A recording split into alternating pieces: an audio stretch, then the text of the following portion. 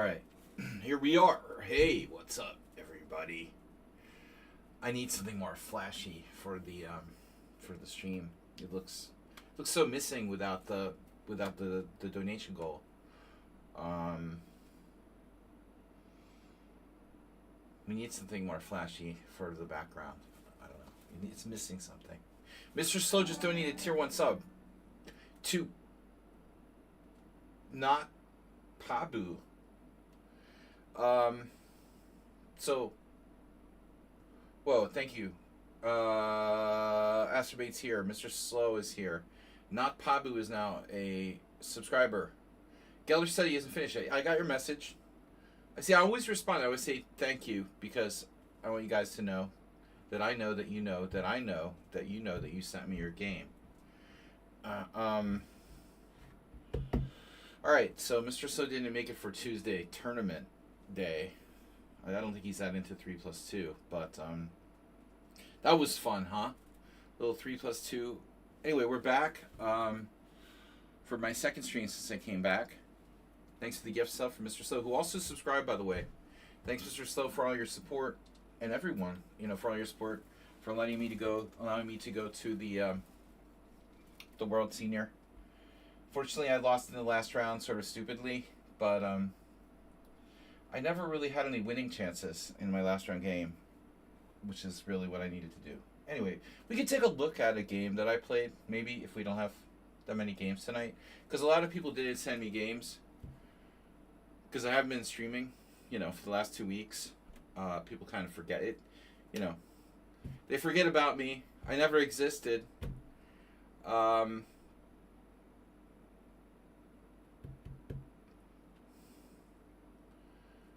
do you send games? Send them to Sparkle Horse on Lichess. I've got Asterbait, Mr. Geller, Nefedov. And then I put a couple games. One is mine. What did I do? I put one of my game. I put a couple games from the World Cup. Although we don't have to go over any of these games. The main purpose of the stream is to go over games from you guys, not games from me. So. But anyway, if we need content, I've added those other games from the World Cup in. So what's up? We'll get started with the usual order of things. Asterbait, what watch streak reached? Asterbait is on a 5-stream streak.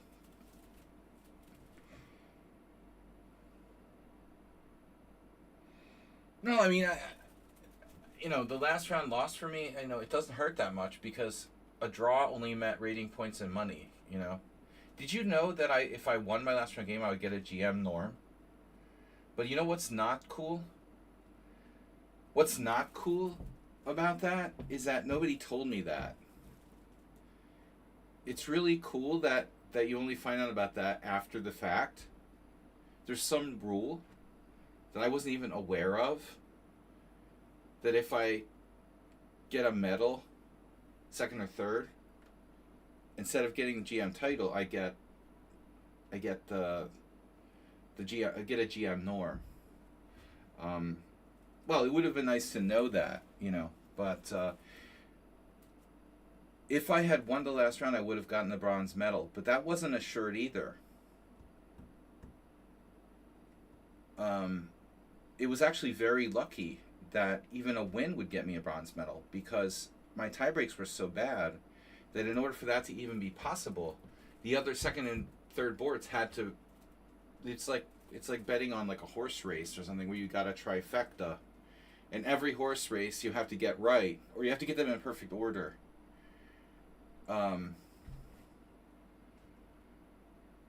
So I can't control the second and third board. It was lucky for me that they even went the way they did. But for my opponent, it wasn't good. Mikuleski couldn't give me a draw because this lucky guy on board 2 who was like, really didn't play very well, I thought, the whole tournament, was lost again.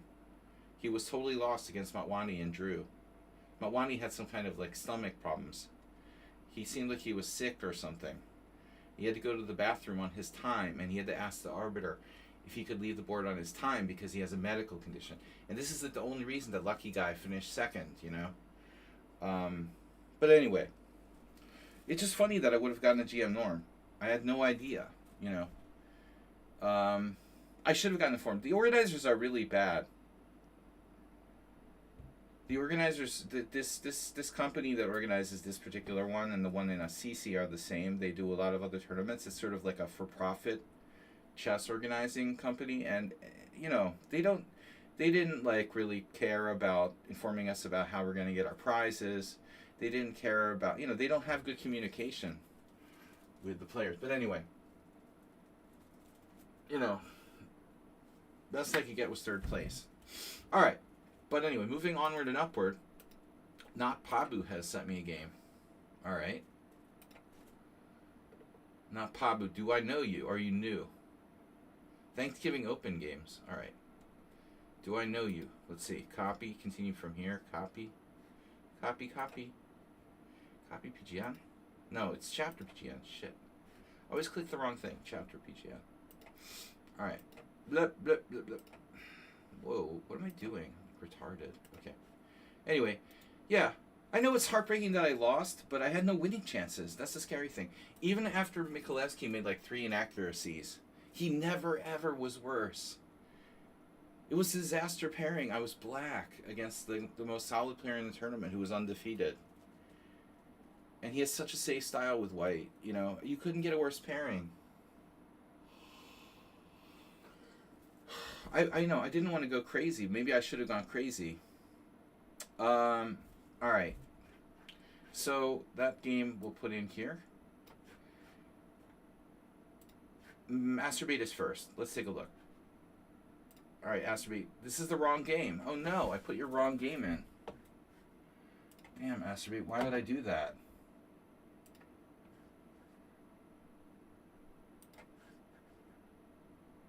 This is not the game. What? Wait, what? Wait, they're both 7-move games?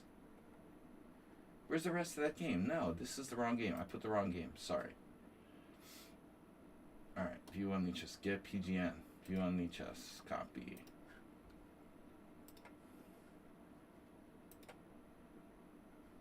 Tatiana versus Masturbate. Where'd it go? Alright, Masturbate. I managed to put the wrong game in there, but we're correct now. You played in the Simul once before. I remember your name. Okay. So, yeah, well, I'm not here to talk about my tournament. You know, whatever. I know you guys are interested in stuff, but... Alright, Tatiana versus Masturbate. Let's take a look. Flipped. Hello. Alright.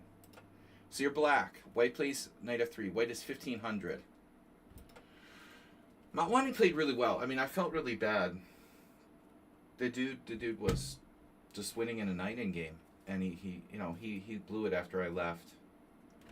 But he was playing. You know, the dude he played. I can't stand that guy. He was disgusting. Disgusting guy. Knight f3, c5. Not Matwani, his opponent. Anyway, c3, c3, d5. So Osprey tries for a Sicilian or a symmetrical English, and his opponent plays c3. That's an annoying move. So I think here you could go with a couple options. You can play knight f6 or g6. If you play g6 here, Asterbate, you could give him the opportunity to transpose back to a Sicilian with e4. If you play knight f6, you cut out e4. You practically force him to play d4. And then, you know, so those are the 2 moves I would play if I were you. Nothing else really makes sense. You know, for you, d5 doesn't make sense. This is like I was just talking about this with someone else. You're learning to play more d4 games, but I still think your opening repertoire is better. You're better off playing knight f6 here, hypermodern. You're better off playing g6, hypermodern. With d5, you're going to more of a classical queen pawn. You're going to be playing the Slav with white. This isn't really your strong point. You're playing queen pawn, a straight up queen pawn game, a tempo down. Not a structure you're very experienced with. So I disagree with this decision to play d5. It's like maybe the best move for black, but not for you. Now, See, you don't know the stuff with white, so how the heck are you supposed to play? You play c4, immediately you make a mistake because you're not familiar with the structure. So a Slava tempo down. e6 is the safest move. Exchanging pawns is gross, but it's playable. It's an exchange Slav. Okay, those are the safest moves. Exchange or play e6. Also, knight f6. You can sacrifice the pawn. Nothing wrong with knight f6. If they take this, it's hard for them to hang on to that pawn. They can try. Let's say like b4. We were talking about this earlier today. You attack the base of the pawn chain. You want to bring down an old building. You want to put the explosive at the base, right? Not the top. I'm not trying to give any ideas to Oklahoma City bomber or anything, but we're talking about detonating a structure. After d takes c5, e6, b4, you can attack the head of the pawn chain or you can attack the base of the pawn chain. You should always aim to attack the base of the pawn chain with a5. Okay, anyway, this doesn't happen, right? Asterbate makes a very dubious move now. It looks like, bro, this is like extreme, I don't know what I want to say. Who was playing Steinitz in the first World Championship match? Wow, I'm losing my mind. A Zuckertort. You're playing like Zuckertort. Zuckertort after smoking crack or something. This is really exaggerated Zuckertort. Very dubious move. Because you're a tempo behind. And now you take pressure off the center. And he can pound you with e4. So now it's his choice to attack, the head of your pawn chain or closer to the base with e4 or c4. e4 is killing black some way. Yeah, I mean, I'm sure that both of these moves are okay, but e4 is more, it's more direct, closer to the base. Cut it off at the base. So c4 is a really bad move. So Asterbate doesn't know what he's doing. Now white plays h3. It looks like he's trying to play the London. This move's a little too slow. I mean, you can obviously play bishop f4 and turn it into a London system with white. But I think white rather should be addressing the situation rather than just playing random moves. h3 is inappropriate here. h3 is too slow. If you play too many moves like h3, Asterbate c4 is going to suddenly become like, I mean, why don't you go here? What's the worst move that you could play here? I don't know, like a3? Making it making it an a6 Slav? Probably not the worst move, but let's play like, h3. Yeah, queen b3 is pretty bad. But he doesn't understand, the structure, so he's just playing the London. Why do you need to play h3 here? There's no knight h5. So now knight c6. Again, I recommend developing your king side. And also this square looks good. So why not knight f6? You want to stop freaking e4. You got checked because of kicking back. Oh, you got blocked? Oh, I could have allowed it. Sorry. No, it asked me. Black Lives Matter. It asked me, but I'm sorry, Mr. Slow, I didn't respond. You didn't actually get blocked. You were in the queue to be approved. Asterbate, you should develop the king side and stop e4. See, this move doesn't help. You're only going to make, e4 great again. So I like knight f6 better. All right, whatever. Knight c6, he has e4, but it doesn't make sense with h3. So he plays too slow. Now, I think the thing to do here would be like a symmetrical, maybe symmetrical London. I still like knight f6 though. I still think this is the best move, probably. g6 is okay. But I mean, honestly, like, why are you so inclined to fianchetto your bishop into that pawn chain?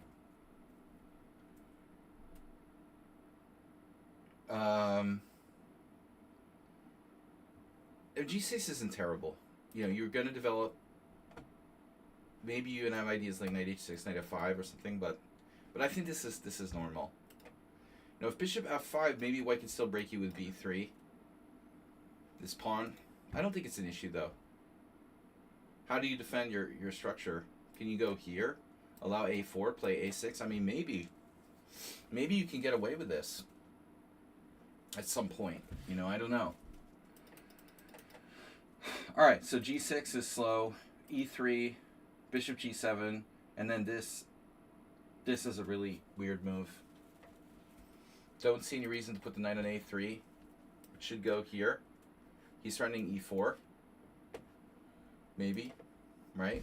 Why here? And that actually might be necessary. Let's see, a6, knight b5. I think a6 is actually necessary. You know, alternatively, you could have played bishop f5, and if knight b5, you play rook c8. I think this is a more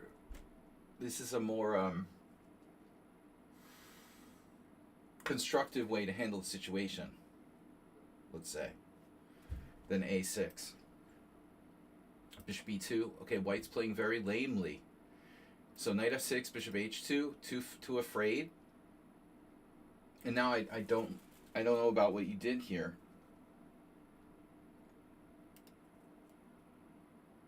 Clearly,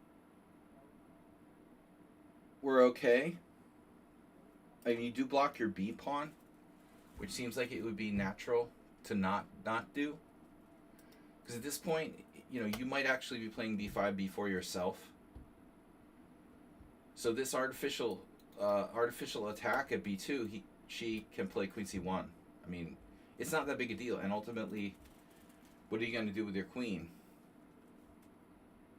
No, I mean, this queen c1 is okay. It'll do the job. The others are bad, right? Yeah, I agree. I mean, white could play b3, but it doesn't look good. Yeah, I think he has to play, or she has to play queen c1. It's hard to protect, but not impossible. And then ultimately, we end up blocking our b pawn. Queen b6 is okay, but I don't want to block the b pawn necessarily. So there's no reason really to play it. I guess it does paralyze white a bit. This is a mistake, and now you don't go bishop f5. But I think you should. And if bishop f5, white has to play knight c2. The question is, what do we have now? Maybe queen a5 attacking the a2 pawn? Something like that. So I'm surprised you didn't play bishop f5. You castled, and then white played b4. And white has a very weak pawn on c3. The base of their pawn chain is now at c3. So possible sacrifices. Knight e4. Attacking this guy. Attacking this guy. Astrobate again didn't play bishop f5. It looks like a very logical move. I mean, honestly, you're very close to winning material. If white plays for c1, you have knight takes b4 immediately. Pawn takes b4, queen takes b4, check, and then takes on a3. So bishop f5, I guess they're going to go knight c2. All right, it's true. But if knight e4, let's say bishop f5, rook c1. No, bishop f5, knight c2. Not so easy to make progress. White can play like a4. So no, you have this now. I take it back. Oh my God, white is lost. It's like Astrobate didn't see bishop f5 because you're not familiar with playing this type of London type of thing. He played bishop d7. This is also not bad, but much more passive and vulnerable to being attacked by knight e5. Now white played b5. This is dangerous for white. I think more dangerous for white than for black. Look at these pawns, man. This looks exactly like a Larson game I analyzed yesterday. The pawns, those pawns are worse than, This is a typical example of the cure is worse than the disease. White plays b5. Doesn't really have any threats. And all they do is make it easier for you to attack their pawns at a2 and c3. Yeah, so this is a disaster. I don't know where to put the knight. You know, you got to consider leaving this square open for your queen. So a7 isn't great, but it looks like it's okay. Knight e5, and now you just took the pawn. Yep. And now knight takes allows a4, so you had to play pawn takes. And white finds a4, which is like the only move. But they're still in trouble. It looks like you should just go queen a5. Queen a5, unpinning, pawn takes pawn, knight takes, and you're golden. You're winning. So Astrobate, did you make another mistake? Look at the time. Do you guys know the number one mistake that people are making in the you guys want to take any guess? From what I've seen, the number one mistake people are making in the Grand Prix, in the first rounds of the Grand Prix, I've seen some very strange time use. Yeah, like, there was this one game I put in here. People are using like 30 minutes on one move.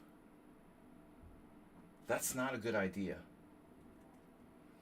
It's not a good idea to use like a third of your time in a 40 moves in 90 minutes time control. They're using 30 minutes on one move. Mr. Coffee, master of time management. You can't do that. I mean, so this player has used, Astrobate's the opposite. His opponent has used 6 minutes. That's a normal amount of time, by the way. White's just not a strong player. You know, they haven't played badly with the time. They're just not a strong enough player. But Astrobate's time management, look, he's used 2 minutes for 15 moves. But he's missing things. He misses a huge fork here. What's going on with 97?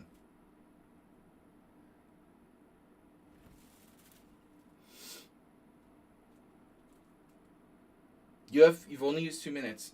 You have tons of time, and you're going to allow this fork with 97. Are you sure about that? Maybe it's good. All right, let's see. So if knight d7, queen a5. Yeah, actually, it's okay. All right, never mind. Never mind. Astrobate, he's a monster. Queen c2. Oh, he took. I don't know. Yeah, it's a strong knight. It's a strong knight. I don't mind you taking here. Okay, the point is to get c3. That's fine. These are, you know, substitute dark squared bishop. Queen a5, excellent. And now rook b4. So he just took the pawn. Damn. You have a really neat move here. You guys see it? Always attack the base of the pawn chain. How do we attack the base of the pawn chain? Yeah, knight takes c3. Look at that. Ta-da! This is so strong. Yeah, knight takes c3 and knight c6. Oh. Devastating. Devastating. It's just devastating. Game over, man. I don't know what he would do. Like, rook takes c4 and just lose a rook back. You're up. Now you're up the exchange in 2 pawns. Up the exchange in a pawn. It's crushing. Jeez. So Astrobate, you did b takes a. This is routine. A little routine, but good enough. Actually, it's a little unclear because he does get to take on a4, right? He doesn't take, though. It looks like he has to take on a4. It's still bad for white. And now it's totally over.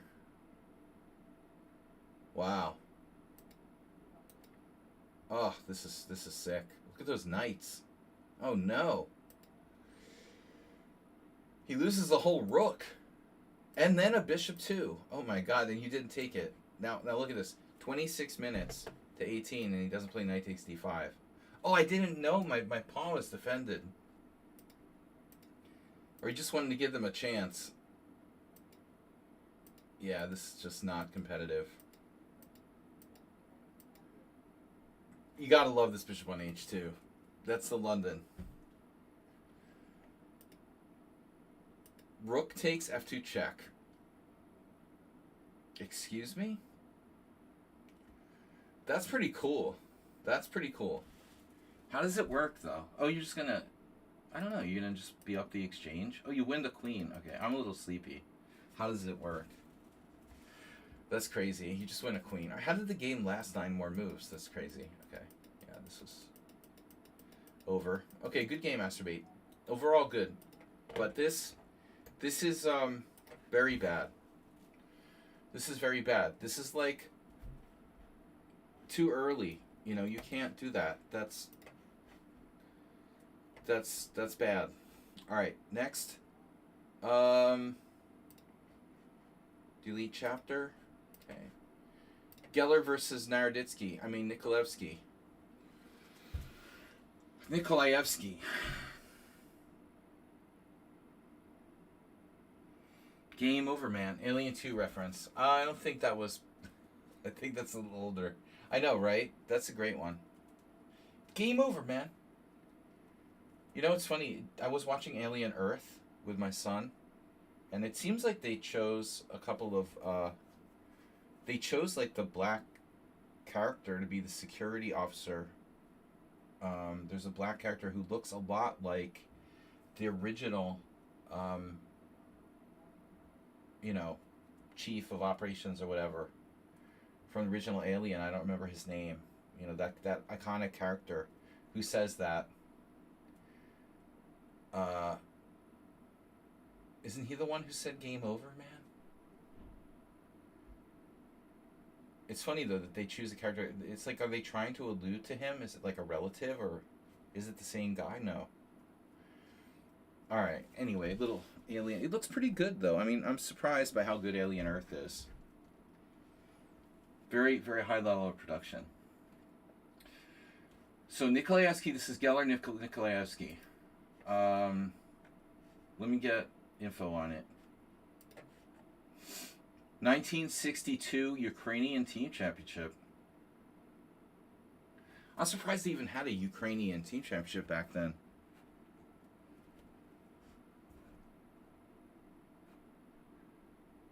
Oh, the white guy? Is that Bill Paxton? The other guy? His partner? Which one is Hicks? Is he the black guy or the white guy? Game over, man. It's the black guy, right? Am I crazy?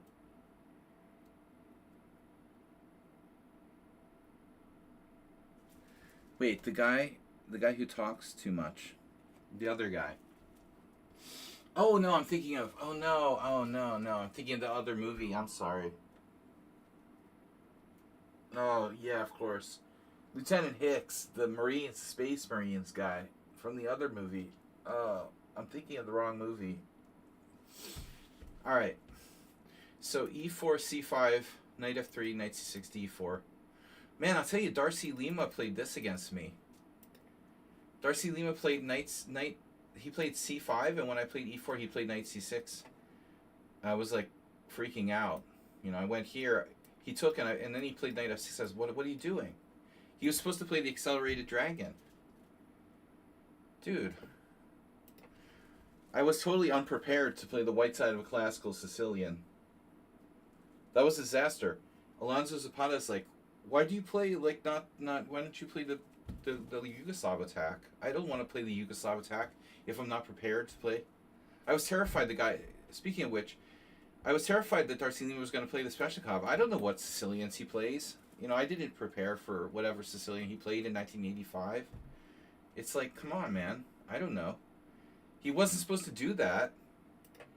He didn't have any classical Sicilians recently. Is there space for another game? Bill is back. Wow. For you,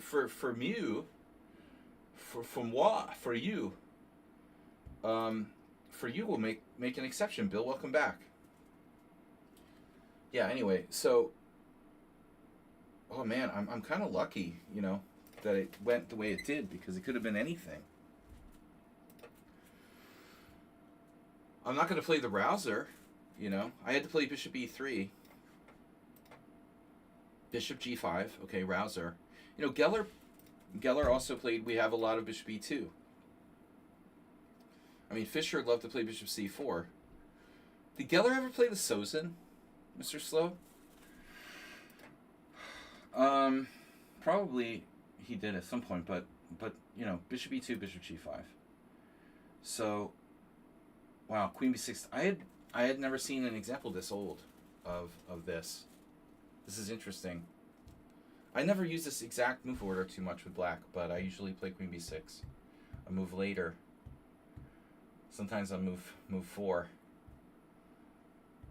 I don't know if I've ever played this move order specifically. Nothing wrong with it though.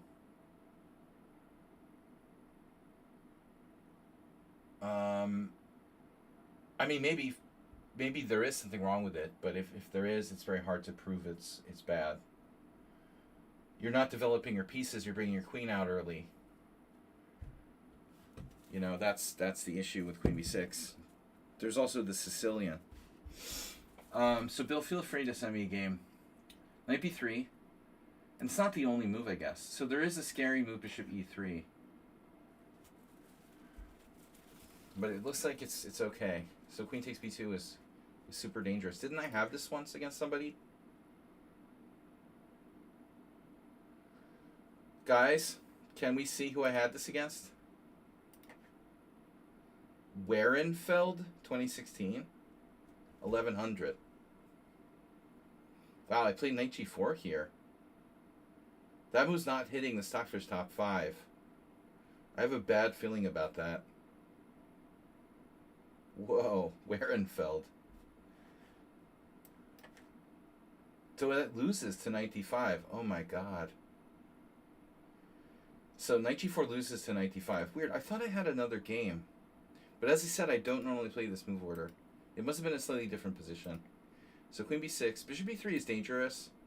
Black can play a6 there. And apparently black's okay. That's a hard move to find. You would just leave your queen in the diagonal of the bishop, not take the pawn on b2, and weaken the b6 square. Very counterintuitive. So Bill, Mr. Bill. Mr. Bill.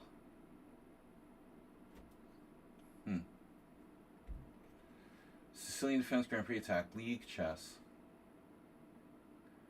Alright. 2,000 leagues. Let's see. Copy.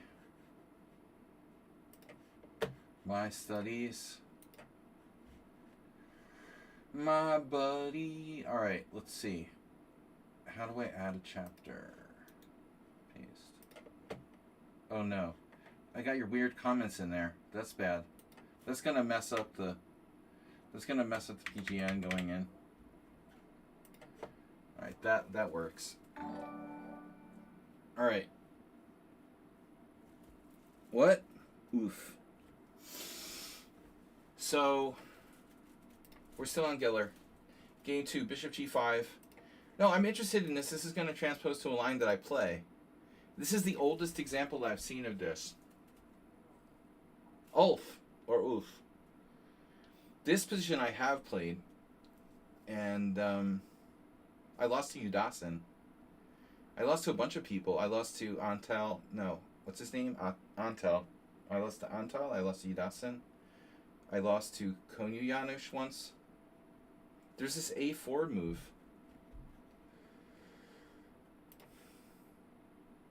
But is in this position a4? Not this move, like the next move. Queen d2, bishop e7, a4? No, it's only against a6 that a4 is good. a6, a4. So it's better for black to play bishop e7 than a6. This is the best. This I had with Konyu Janusz and a bunch of other people, but it's actually not so bad for black. After queenside castles, now you can play a6. Alright, this is a completely different direction. White plays bishop e2. This is what Udazin did. Now I want to say I lied, probably, because Udazin probably played queen d2 first, and later bishop e2. But he was quoting, after the game, he was quoting, it was Botvinnik Kyrgyz, or Kyrgyz Botvinnik. Kyrgyz Botvinnik. You know what I'm talking about, Mr. Slow? There was a famous game, Kyrgyz Botvinnik.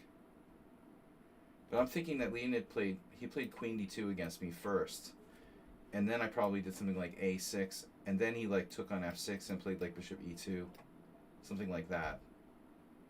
Maybe not even that move order. Maybe castles first, bishop e7, f4, something like here, bishop e2. But I don't know. The pawns got doubled on f6. Anyway, you guys don't care. Bishop e2. So black can play. Black doesn't have to play bishop e7. You can play a6 now. And if a6 now, what about a4? The Antal variation. There's another Antal. That's crazy. What are the chances? Sebastian Antal. But I don't think this was the exact position I had. You know, I tried to do like knight a5. I remember I had a banter game against some strong woman player too. I don't remember who it was. I have these weird memories that I can't... Something on some chess site, I don't even remember what it was. So a4. Anyway, bishop e7 is more solid. White castle kingside. Black castle's kingside now. Yeah, I think a6 is more flexible for black. Why commit? Are we still here? Is anybody still here? Welcome back, guys. Thanks for the hype train. Wow, so a4 is the main move now. After a6, it makes sense. Yeah, it highlights the weakness of b6. Castles is best. What I don't get now is Geller's decision to take on f6. It seems like a mistake. With black's so materialistic, though.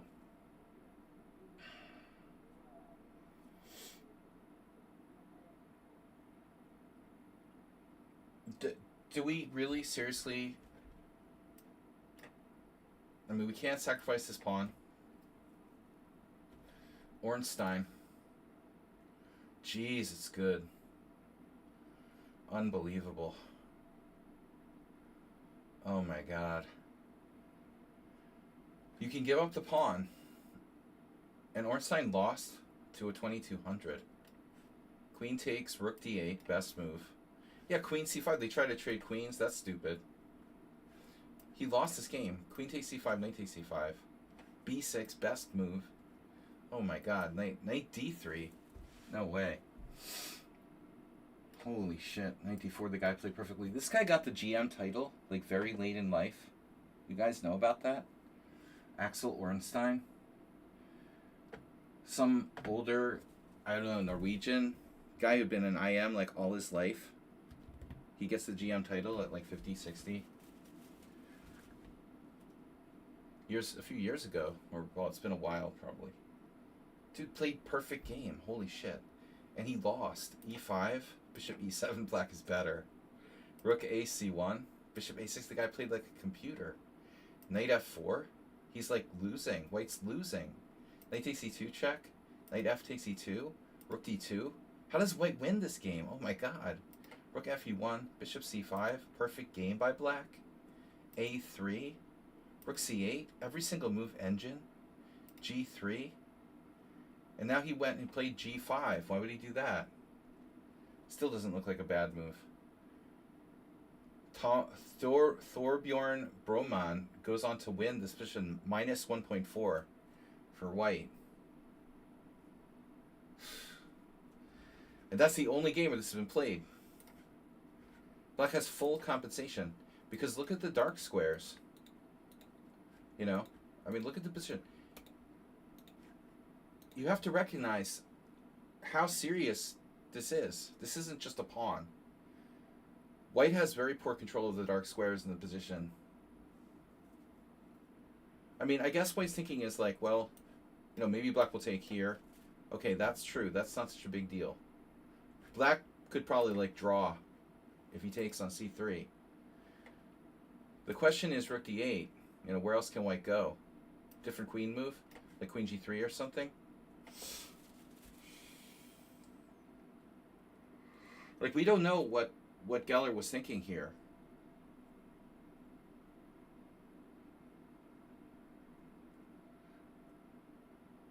We don't know what he would have done. I mean, maybe queen g3. But I mean, if you play bishop takes f6, you kind of have to take the pawn. It's a big mistake by White to take on f6. So, computer has an interesting novelty, queen d3.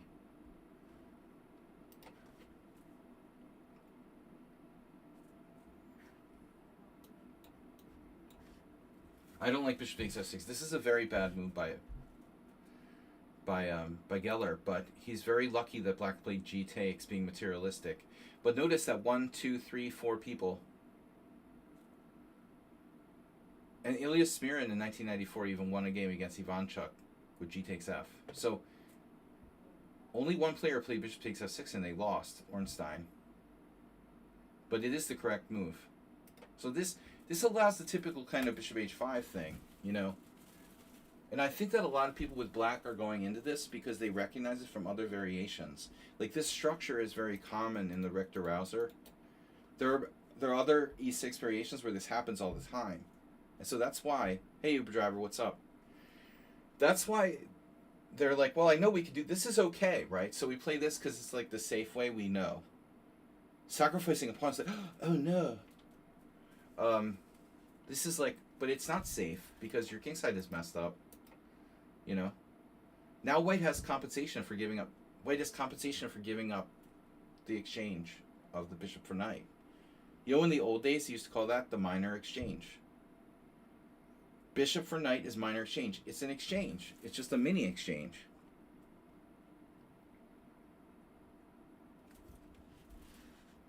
No one uses that terminology. It's like archaic terminology.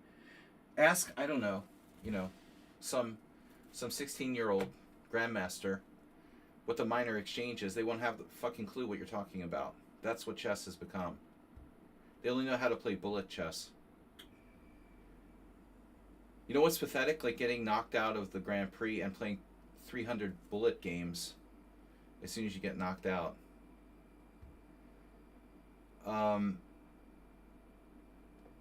Alright, g takes f, bishop h5. That's annoying, you know, so you keep pressure on f7, now White has compensation. And also notice the other thing, well, this bishop, great, you know, it's very, very restricted. I know from playing the black side of the Richter-Rauser all my life, well, half my life, right? So we can't really exploit those dark squares too well. What typically happens in these type of structures is that Black sometimes will do some kind of lever, like a pawn sack with f5. It actually works better if you're castled queenside. King h8, and I had some game with Larry Christensen like this. Well, a lot of games really in blitz against people trying to get in there. So I think White wants to play maybe g3 type structure, putting the pawns on dark squares, and then we play g3, although it's not necessary. Maybe just f4, f5.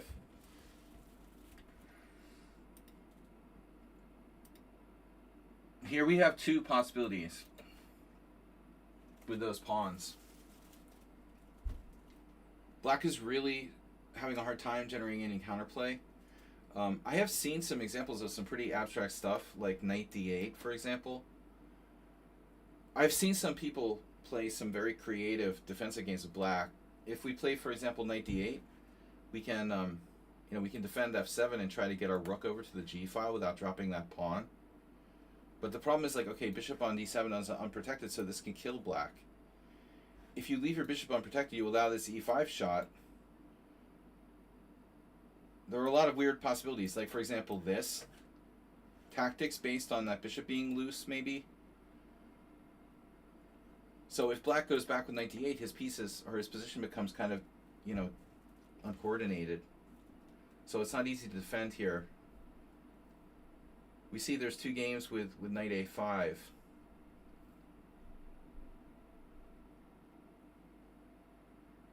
I mean, what other moves is black supposed to consider? Bishop e8 is extremely passive, right?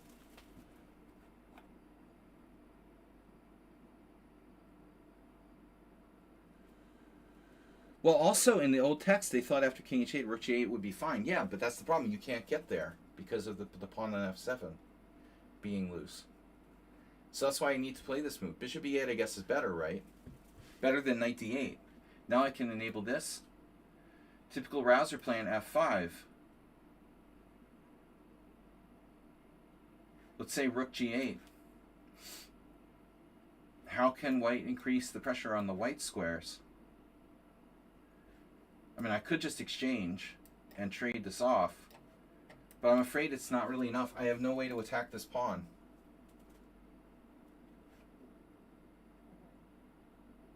Black might be okay here, ultimately, you know. But he doesn't really like getting his bishop pair traded off.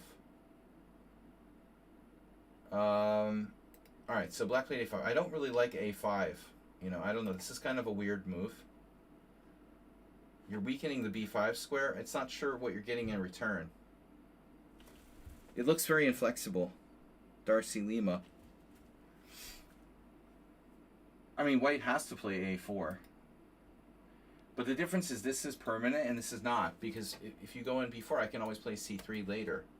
See, black doesn't have c6. If I get a permanent outpost on b5, it's white squares versus dark squares.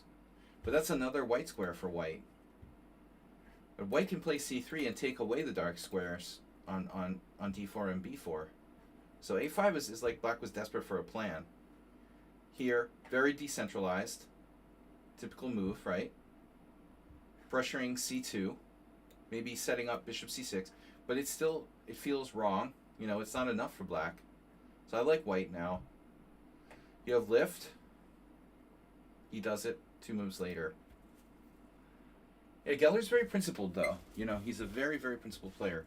Queen d2. What's black going to do? Routine rook c8? He doesn't. Interesting.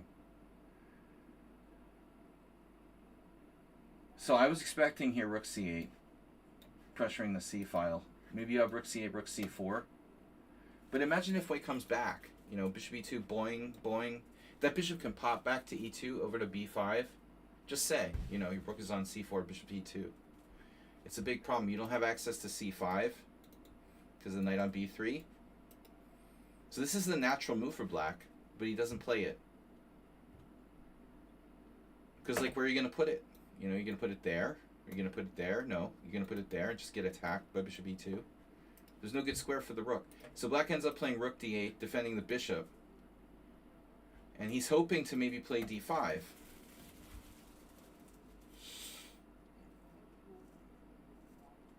And it looks like, I mean, is d5 a threat? Let me just ask a question. Let's say Geller plays routine move. Can black play d5?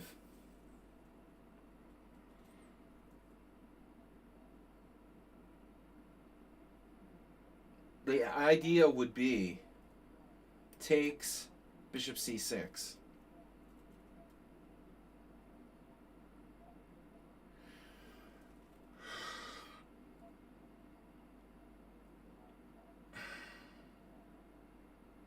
Now we have bishop f3. I can't sack the queen. Knight d5. Knight d5. Bishop d5. But maybe white can snap a pawn with, like, queen takes a5. Something like this, let's say. Queen a5, knight a5, bishop f3.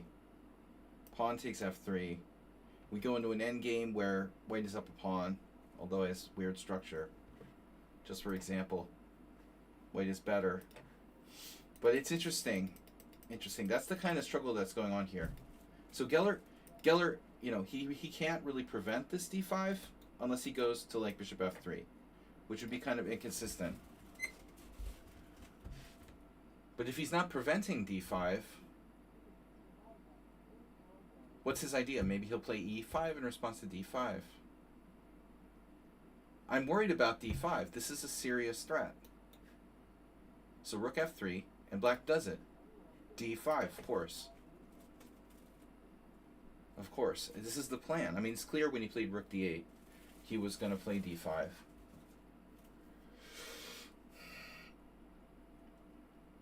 So what's white's idea? To do rook d3?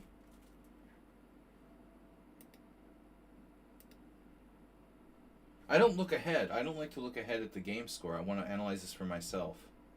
He admitted that black is equal now.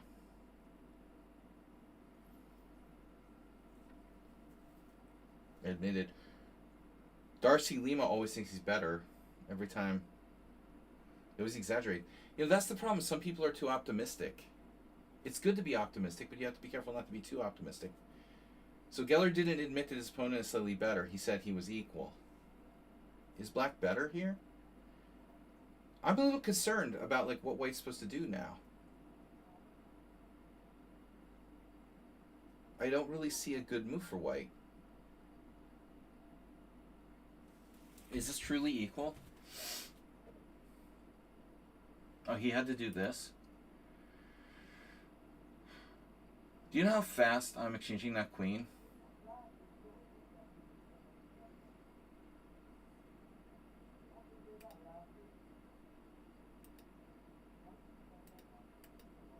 Damn.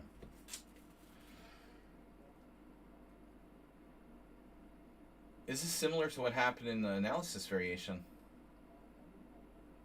Similar but not the same. A5 falls.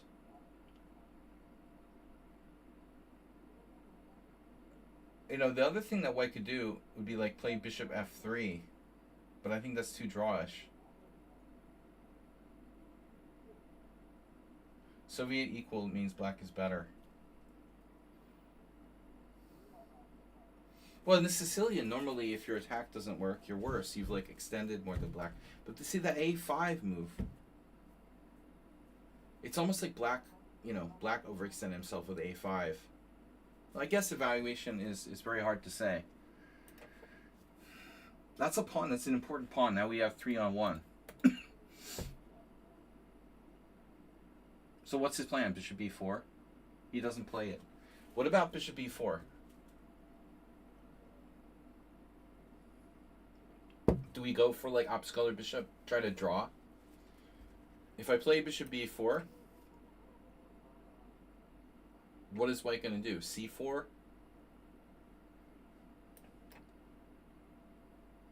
Bishop takes a5, pawn takes pawn. That doesn't look great.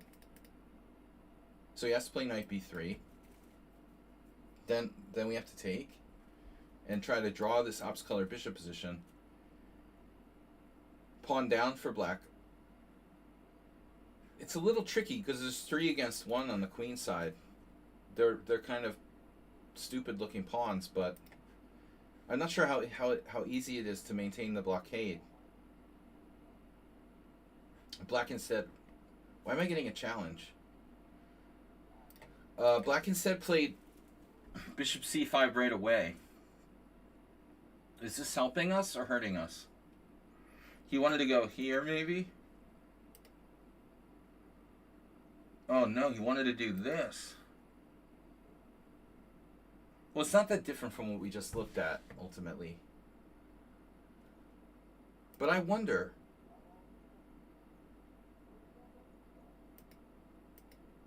I mean, does black have another option? Or he has to opposite bishops. Yo, I'll tell you what I don't like. This pawn going to b4.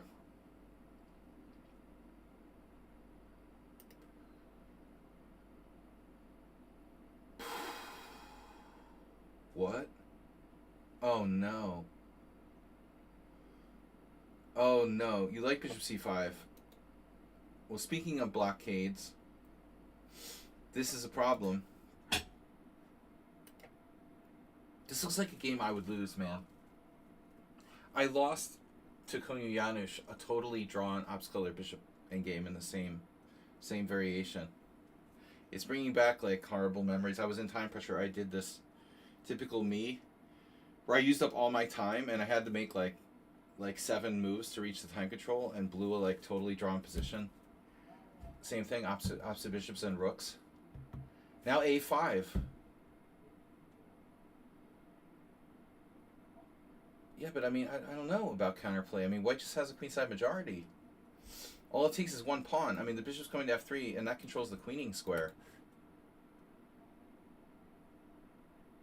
There's too many pawns on the queen side. We need a lock on that blockade. So I don't know. You know, I feel like this is a critical moment. Black has to get a sure thing on the queen side. And what sure thing is there here?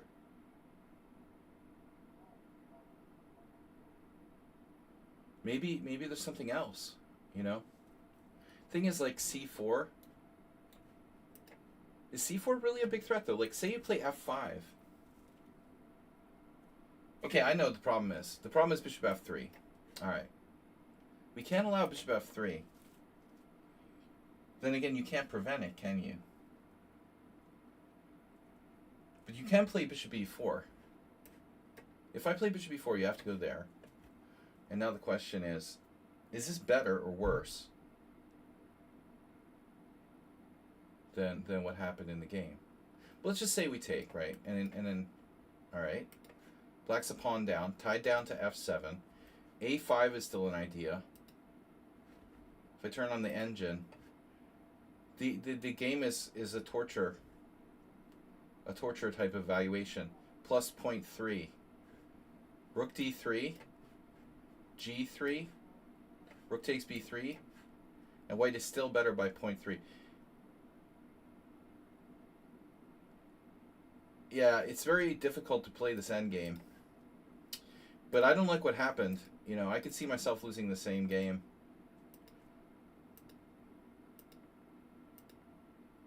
This is very similar.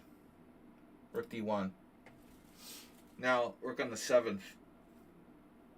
Black loses f7 or b6. It's one of those endgames where you have to play like perfectly. You have to play perfectly to draw. So here, Nikolaevsky plays e5. That's a passed pawn. That's a passed pawn, and he controls the queening square at e1. But is it going to get through those white squares?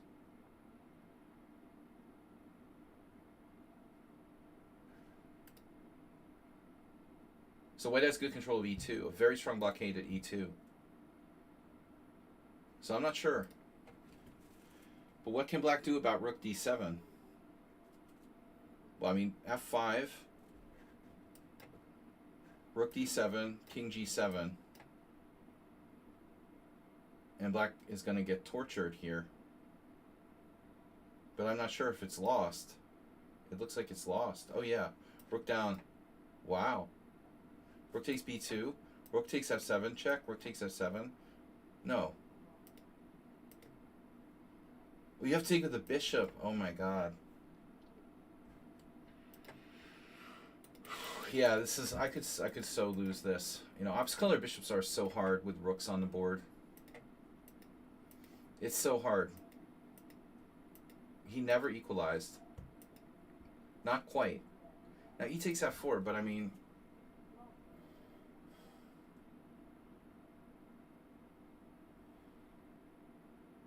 Okay, I guess it's reasonable. He gives up on the passed pawn, tries to smash white structure. Bishop takes f7. I saw this game before. Rook e3. Is this lost? Rook c7. Oh, man. And that's a mate on h7. f3 threatening mate. A mate of our own. And then h4. A league of your own. So check. Check. Dude, doesn't black have, like, check? Why doesn't he have, like, check and rook takes f7? Check. Here. You can't play rook takes f7. Oh, no, because oh, no. c8 is mate. Oh, no. Oh, no. Bishop e7. Nothing there. This is terrible. Check, king h3. It's a very technical endgame. Bishop d5. That's a nice piece. Threatening mate. Black defends. That's not too awkward. Man, Mr. Slow, you're bringing back bad memories for me. I mean, this... Are you trying to tell me something with this game? This is reminding me of my Mikulewski endgame. Awkward piece on h5. Ugh. Bishop takes f3, rook h6. Dude, this is lost. 3 isolated pawns. Nothing's gonna save him here. Yeah. No, I've seen this game in the book. Yeah, very, very, very nice end game. It's a coincidence. Good game. Yeah, safe, very safe victory for white. Could have done it myself. Bisonov for the Maestro, tip $20. Sorry guys, we don't have a goal at the moment. I will though, you know, I will take suggestions. I was looking at like senior tournaments, but there's nothing especially good. There's no good tournaments in Hungary. I would take suggestions for maybe an event in the spring, or you know, I saw the Budapest Spring Festival is in February.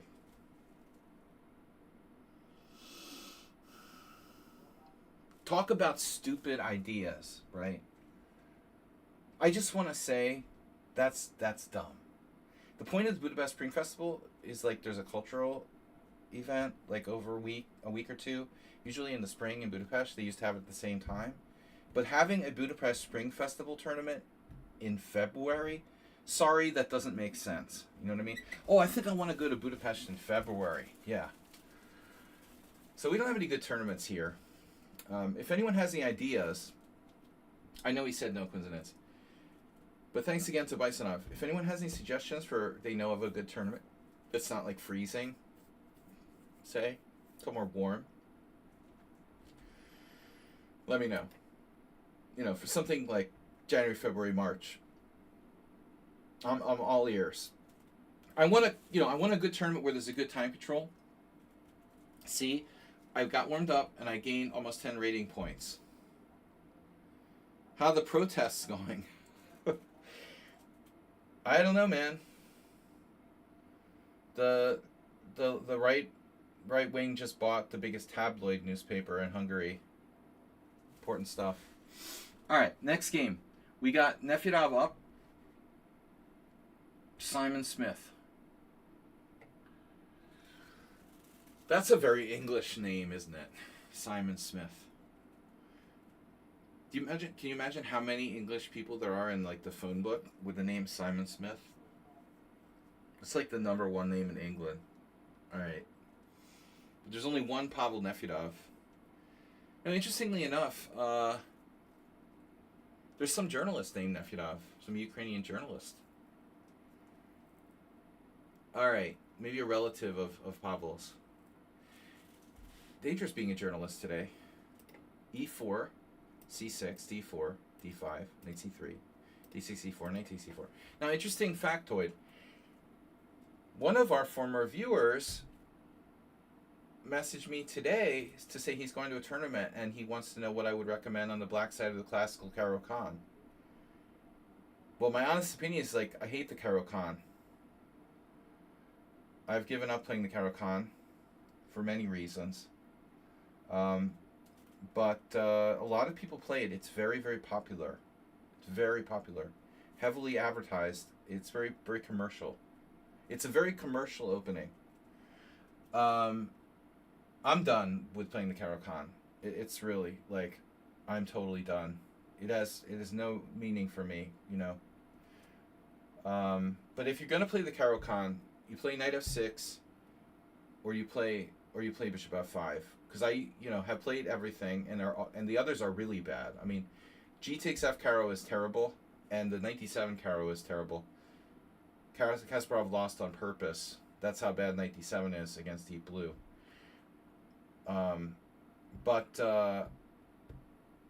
Yeah, knight f6 is all the rage. But I've seen some pretty good games from white now. This is the current, popular variation. Knight takes f6 check. By the way, this stupid alien gambit or whatever, black has c5. It's very strong. This equalizes immediately. This is unsound for white, of course. Knight takes f7.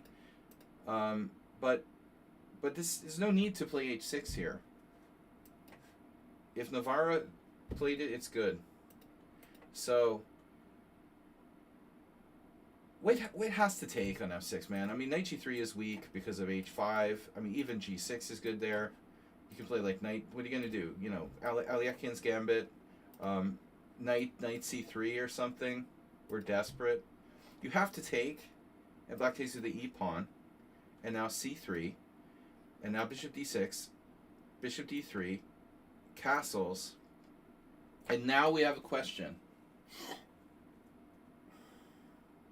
There was a game at the World Senior where someone played knight e2.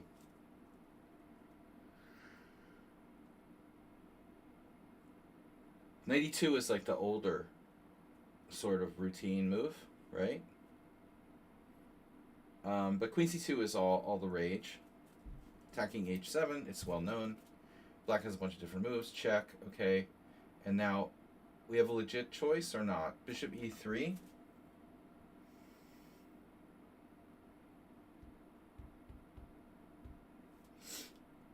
Didn't Nefedov have this, am I doing the right game? Or did I put in the wrong game? Is Nefedov here? He just had a game in this variation. I think I'm doing the wrong game. Oh no. Hold on. Maybe I already did this game. Let me double check this. Nefedov said, latest word game, Wolverhampton District Chess League Division 2, Litchfield B. Hold on here. It's the wrong game. Okay. Litchfield B. Sorry. I knew that we already did that. Anyway. Well, that was a great discussion. But anyway. We had that already. Alright. Good thing I don't have full-on dementia quite yet.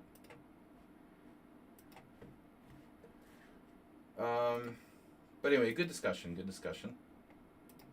Here, add a new chapter. Good to review that, though. All right. Yeah, actually, I should have remembered the name.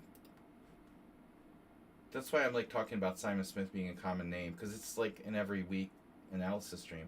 It has been 3 weeks since I did an analysis stream, so I have that excuse.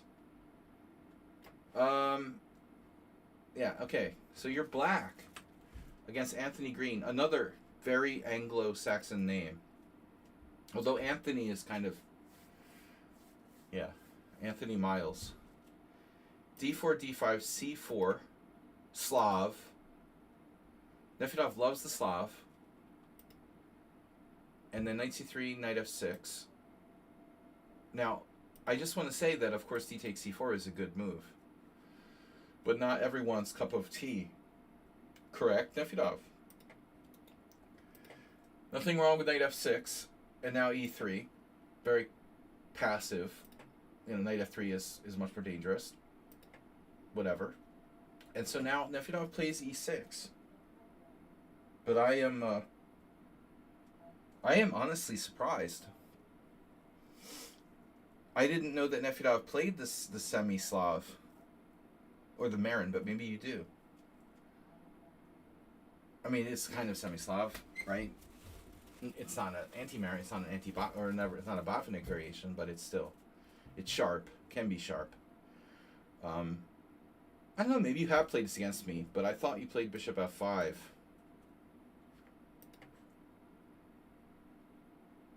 Have you played bishop f5? What else have you done against me? Angelo Young? No. I thought someone played queen b6. I never played this in a tournament game with white, though. Thinking of something else.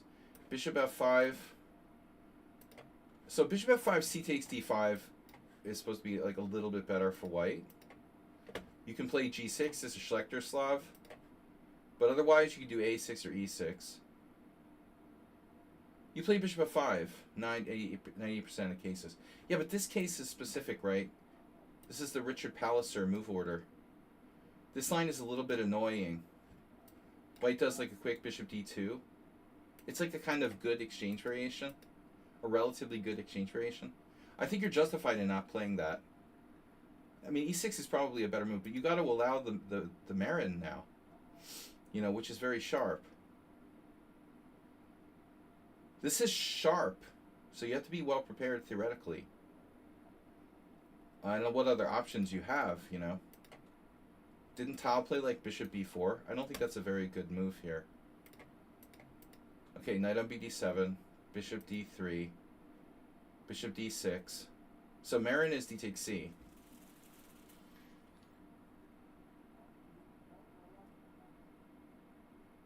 Bishop e7 is too passive.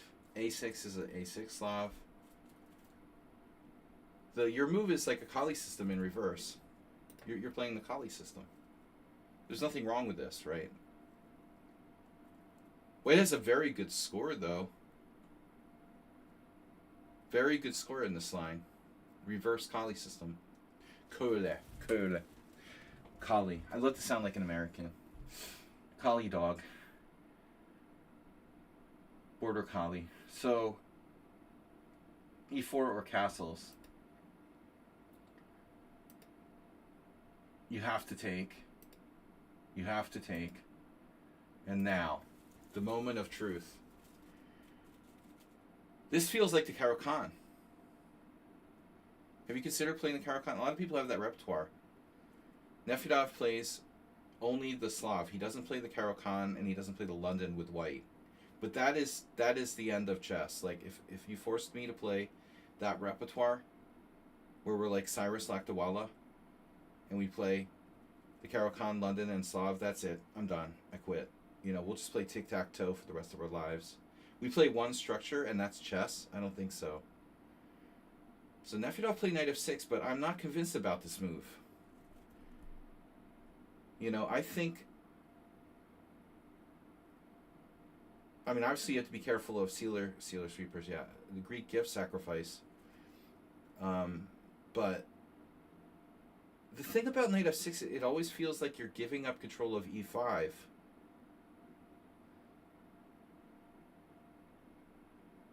I know that black does like f5 sometimes, but not right away. As a rejoinder. So you're supposed to castle, I thought. But this is also a move. I mean, I guess considerations come into whether you're, you know, like trying to win or draw, or what your goal is specifically for this opponent. But I would think castles or e5. So knight f6 still, it's a main line. The main line. Look at the statistics though, it's terrible. You need to reconsider this move. Because, like, what's your game plan? Are you going to play, like, b6 and bishop b7? I mean, c5 right away?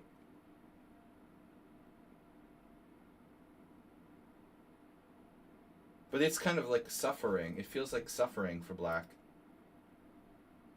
So let's see what happened. Knight f6, bishop c2.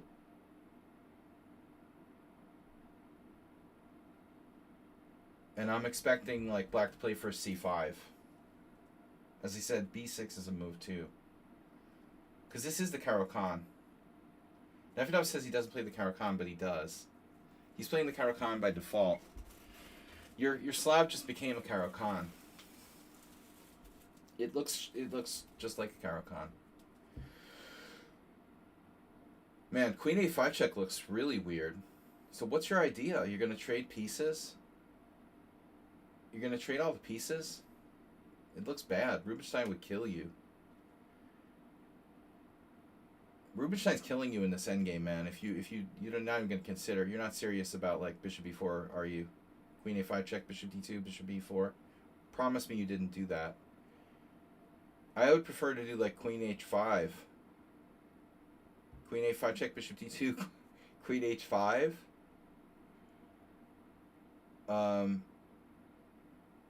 So it looks like b6 is the move that has the best score. c5. That's a normal move.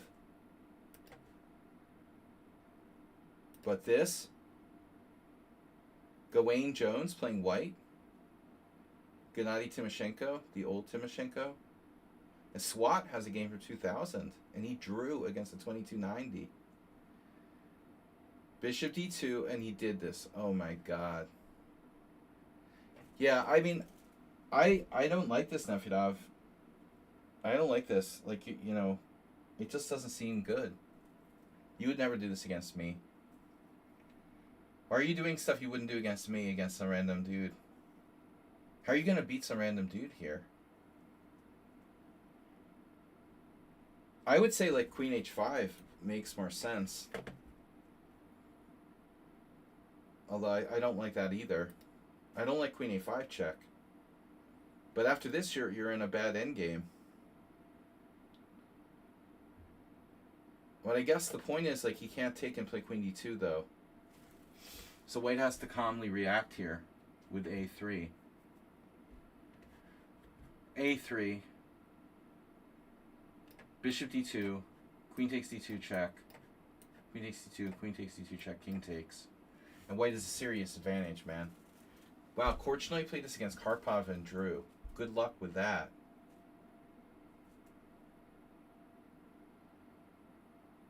I'd like to see Korchnoi play this against Akiba Rubinstein. This is torture for black. Nefedov can get away with it against an 1800, but I don't know how you're going to win. I mean, you draw, but winning is out of the question. This is no way to play for a win against an 1800. The problem is Nefedov is, he needs to have more self-confidence. You got to beat these 1800s. A draw is not good enough. He did beat him somehow, but I don't know how. But this is no way to go about beating them. First off, I think you don't play knight f6. I mean, e5 simplifies a lot. So let's take a look at, like, castles. Castles, castles. And now what are you supposed to play? All the variations have a terrible score except for c5. Still, it's no way to play for a win. Like, you can't win in this variation. This game is like, this variation is a draw. This is tough. I don't know how you're supposed to play for a win here. I don't know. Well, I'll tell you what, you should play d takes c, you know.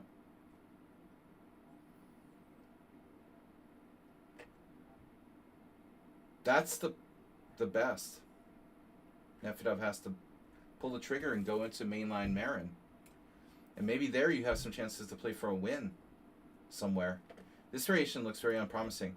So anyway, okay, check here, bishop here, and then castles. But this forces him to have his knight pulled back to d2. So that seems like a little bit of a concession. So this could get in here. But he's actually helping you play for a win by not trading queens. Like, I really don't see Nefedov winning after queen takes d2. But okay, white's trying to win, so he avoids trading queens. And black plays queen h5 and offers an annoying draw. That sucks. Yeah, that's enough to set him off right there. That probably caused white to lose the game. Black offered a draw. I'm tilted already. Nefedov offers annoying draws. Yeah. Yeah, it made me lose a game. If anybody's wondering why I lost in the third round.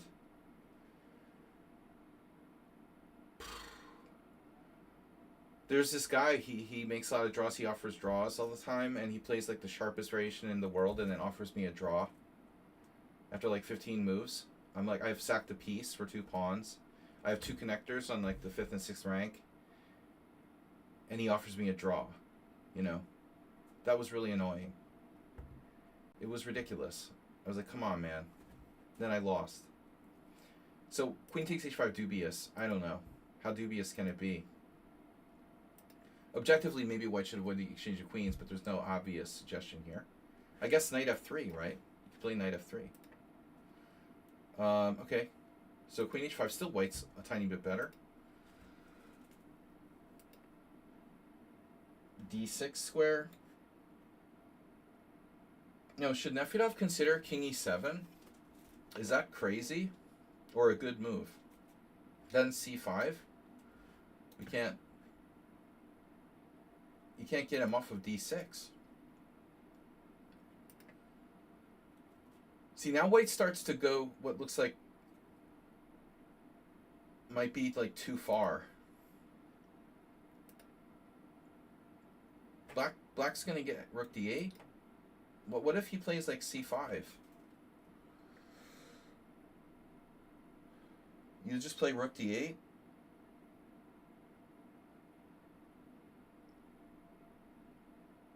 Well, rook d8 or knight f6 right away.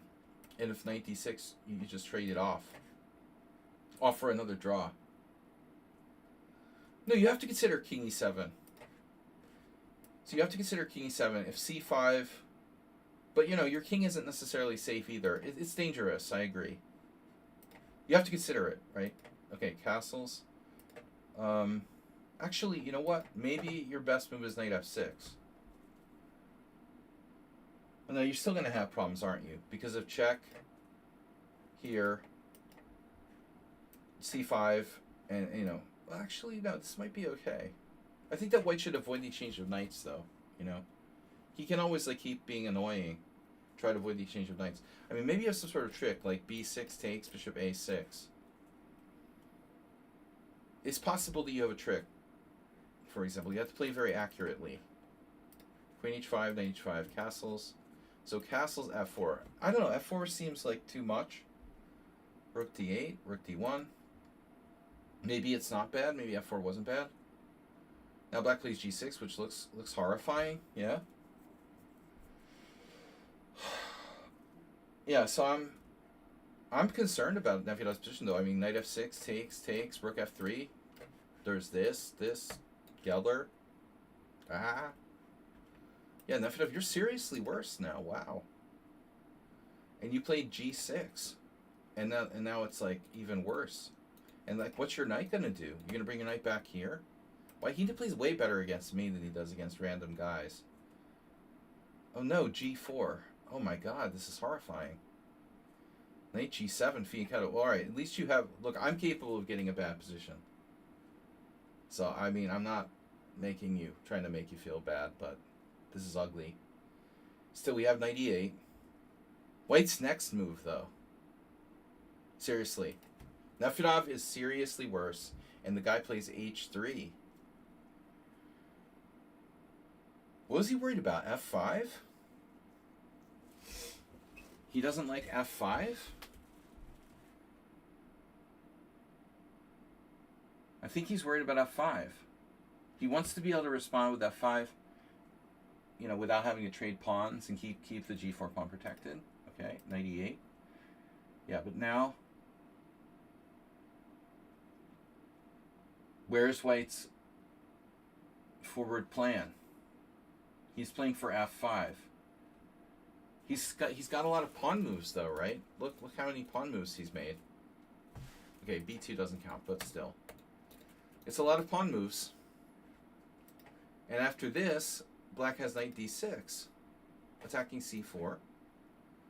And now the very awkward move, bishop b3. Which is a weird way of protecting that pawn. Yeah, I mean, okay, yeah, he could have played g5. Or knight f6 check first. I mean, yeah, why not just knight f6 check? Come on, man. Seriously. Well, Nefedov, I think he's lost here. Almost lost. You have to play king h8, and then if there's a rook lift, how the heck are you going to defend against that?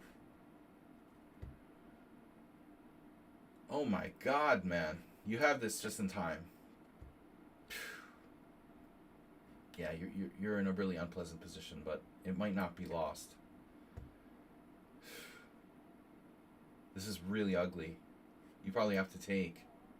I don't know. You can probably defend this somehow. Winning ugly. H3, here, here, here, here, here.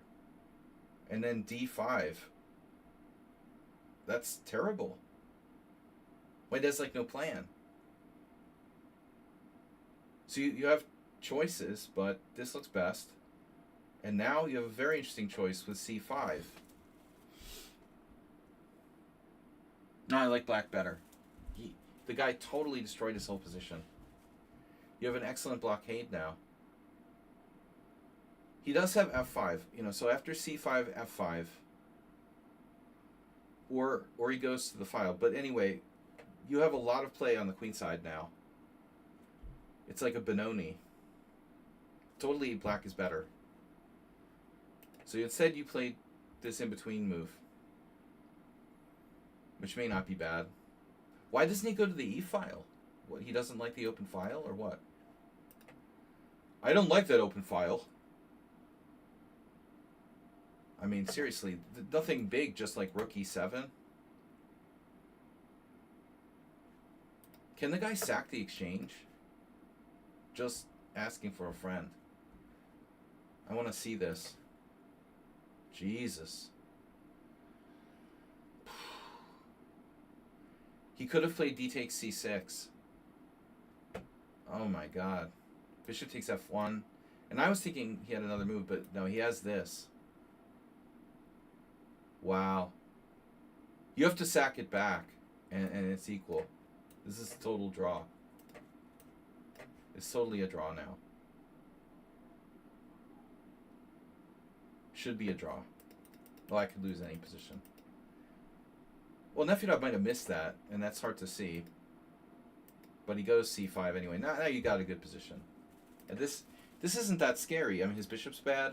His pawn's isolated. He doesn't have control of the open file. He has, like, no threats. He went from winning, or almost winning, to, like, lost in, like, 8 moves. Rook e8. I think the draw offer just did him in. Now, which way should you take? I guess with the h-pawn. I don't like giving him the e6 square, right? Like rook f6, rook e6 or something. He can make an outside pawn here, theoretically, but Nefedov is clearly better. There's rook e3, rook e5, double on the e file, queenside majority. He has the annoying rook f6, right? If rook f6, do we go rook d8, and we're just better? He can't double on the f file. A very good position. He's overextended. And then Nefedov played king g7. Well, it's difficult to say what you should do, except for winning a piece is usually good.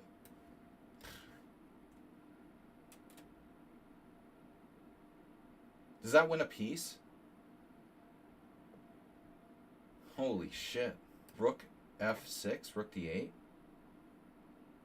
Why don't I just go rook d8? How is white, like, not losing a piece here?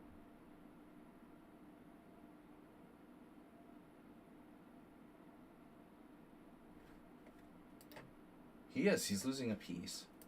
Oh my god. Wow. Yeah, I mean, king g7 is a weird move. You know, it's not a very aggressive move. You wanted to prevent rook f6, I guess. It's like extremely prophylactic. Maybe you had a pre-programmed plan. I don't know. Some sort of pre-programmed plan to play like f6 yourself or something. But I mean, I was tempted to play rook e5. You know, I was looking at those two squares since you got to the e file. When you played rook e8, I mean, you should see these squares first off. But I mean, the guy's move a4, of course, is like ridiculous. a4 is like the worst move ever. He wants to stop b5, but he leaves his bishop unprotected. You're not expecting the guy to hang a piece. I mean, you're not thinking about that necessarily. It wasn't hanging a piece a minute ago. Now it's hanging a piece. So he missed it, then he saw it, but it's too late now. So you're not winning material. So white is like hanging on.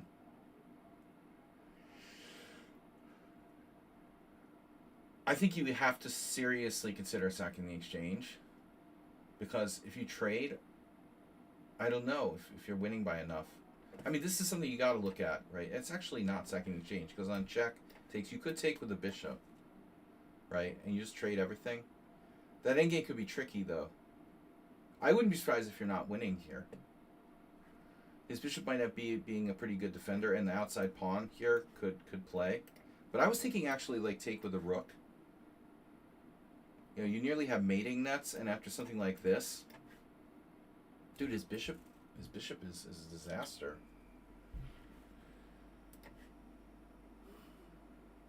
Wow. Computer thinks a white is okay. Okay, so don't rush.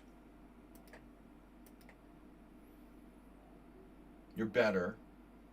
You can play rook e5, c4, rook e5, bishop b7, probably win a pawn.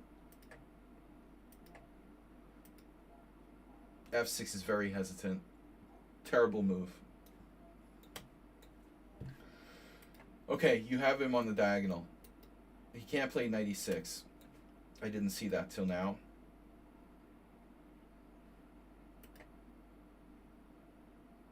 You have to consider g5. Rook e5. Obvious move. You play f6 if it's necessary, right? You don't have to play f6 though. Watch streak for Chess Zebra. 3-stream streak.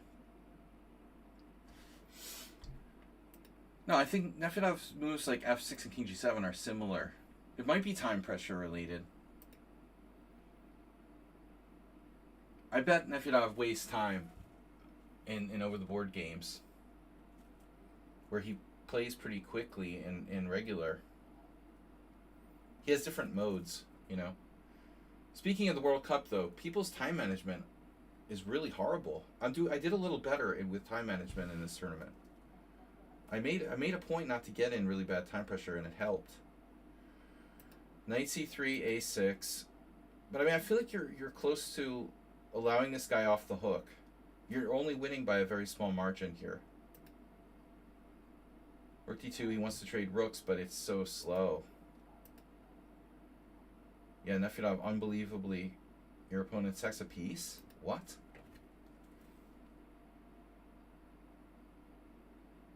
If he had left his rook on d1, he could have gone here now. But his plan was to exchange rooks. But I mean, geez, why doesn't he exchange rooks? That was the plan. Stick to the plan, man. I mean, maybe you're winning a pawn, right? Rook takes, king takes, attack the bishop. It's obviously horrible for white. Or you attack the knight first? No. Attack the bishop, bishop c2. Attack the knight. He has knight e4. I mean, you're tantalizingly close to winning here. But I'm not sure.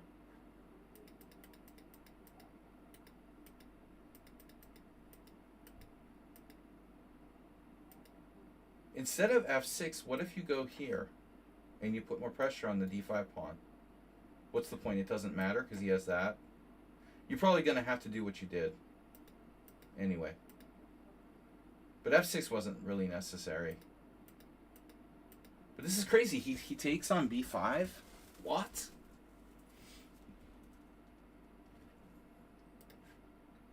Wow. I mean, it looked like ostensibly he was preparing to play rook e2. That's why he played rook d2.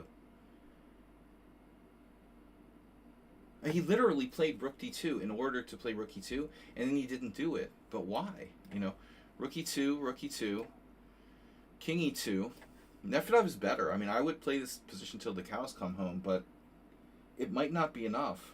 You know, you could do g5, lock his pawns on the wrong color. Computer will draw. A human will probably lose it. You know, maybe Pavel would have beat him anyway. But this is ridiculous. What did he think? He thought he had d6 and he forgot his pawn was pinned? He must have calculated d6 was check or something. I don't know. It's not check and it's not legal. Other than that, d6 is great. I can't imagine what he was thinking. He just didn't see the pawn was defended. He must have had a hallucination. This was just hanging and it wasn't defended. It's only defended by the monster blockader on d6. This guy literally just gave Nefedov like 6 rating points. Or more, right? At your K factor, that's a lot of rating points. 12 rating points? Here, have 12 rating points. Knight takes b5. Knight takes b5. Bishop a4. He didn't think that worked, did he? He thought that worked? We have bishop a6, my favorite move. Yeah, okay, this was his plan. But it's very shallow, you know. It doesn't work at all. It wasn't even close to working. Poor guy. It looked like an Asterbait game. Now he has king e5. Uh-oh. He doesn't play king e5. You got to at least try king e5, no? I guess it doesn't help. You can always blockade with the bishop. It's over. Come on, he's out of piece.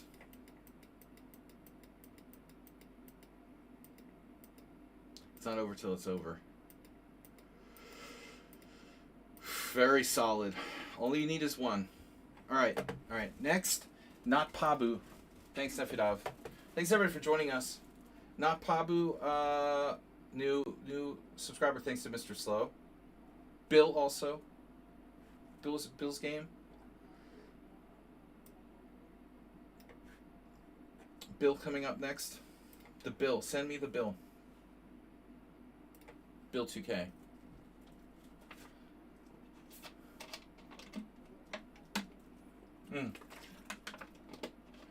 Yeah, but I mean, Nefedov's psychological draw offer, you can't offer that draw against everybody.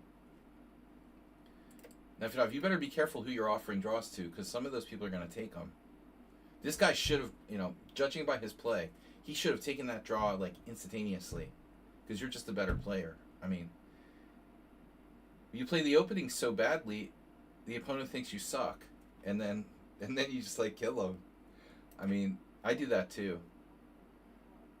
I offered no draws at the World Senior, though. Probably should have offered a draw against Mikulewski around the move before I lost. Alright, now Pabu versus opponent. So we're playing d4, g6. As I've mentioned, in the Queen Pawn games, King's Indian style, pressure on this square.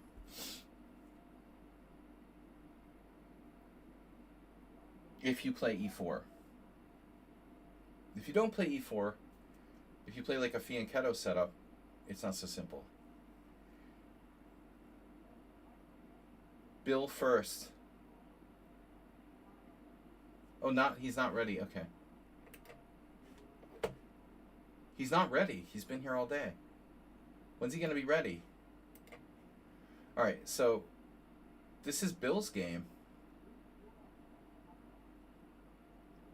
Bill, are we white? Is Bill here? Bill's here. 5 for me. Alright, so knight c3. You can play f4. And on d5, you have to play d3. You know about that? That's not so bad, actually. Better than the toilet variation. You can do this. I mean, this is playable. Just saying. So, alright.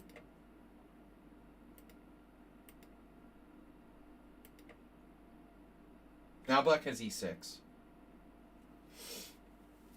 And I've always been a believer in g6, but I think I might be converted. I don't know. They're both good. e6 and g6 are both good. Alright, g6, knight f3, bishop g7, and oh, the Perlstein attack.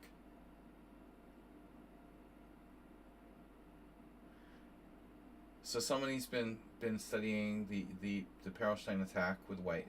Um, Mark Lyle played a3 against me. That must be that's a Simon Williams thing, or I don't know where Lyle got this.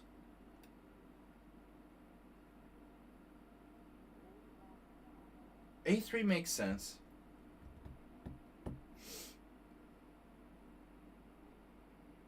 I mean, you could play a Bowler type of Grand Prix, and you have the retreat square on A2. Against Lyle, I got confused and I did something stupid. I had never faced A3. I was like, what is that? So D6 is the best move, but I played like E6 and there's some traps here. See, here you can incorporate these like weird B4 ideas.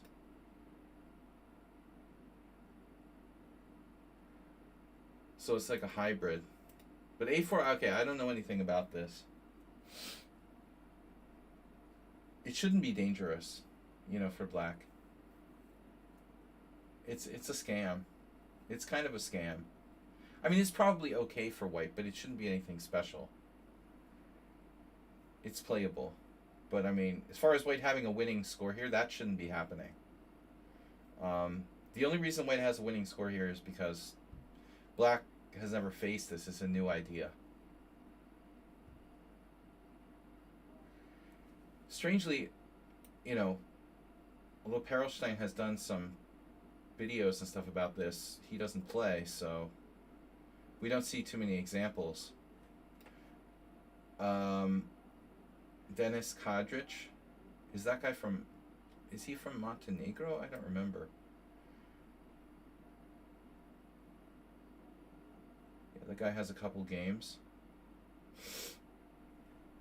So black, you know, I don't know, maybe D6 is good.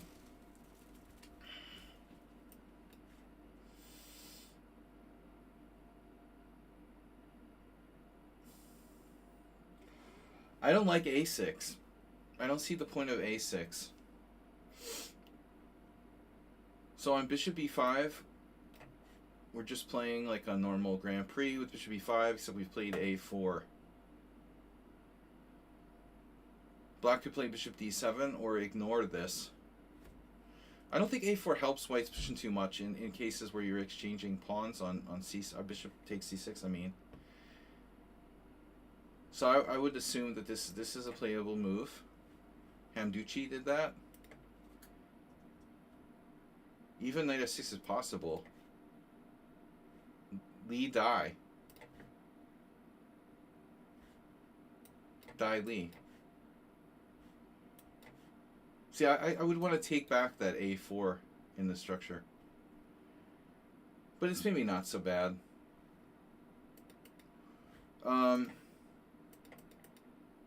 Interesting. So what other possibilities does black have?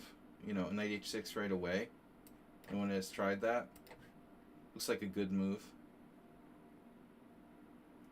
I know this idea from the white side of the English. You know, the Grand Prix attack reversed. The computer. This should be tried. I don't like a6 at all. But it might, you know, it might not be so bad. It stops Bishop b5. I don't like weakening the b6. Let's see. So a6, preventing Bishop b5. Now you play g3. Okay, you just go back into a closed Sicilian. But that's not an acid test. Nothing wrong with going back to closed Sicilian, but I'm really wondering about this.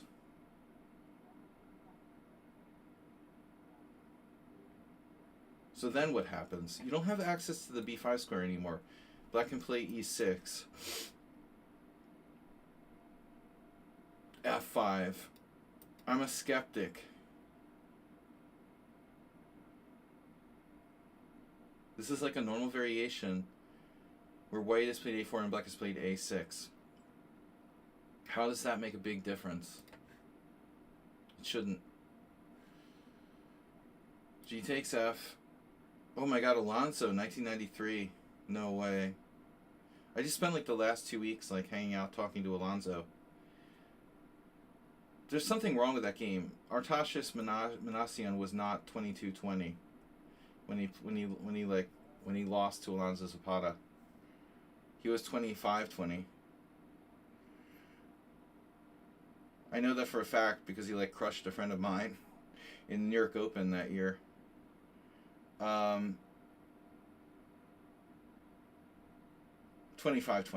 I wasn't higher rated than Artashis Manasian in 1993. Yeah, this is fine for black. So maybe you're right. Maybe you're right to play G3. All right. Close Sicilian. D6. Let me turn off the engine. Bishop G2. It's just a close Sicilian. Where we've played A4. And people are going to argue that you're playing on the opponent's stronger side. That's his queen side. But still, it's probably okay.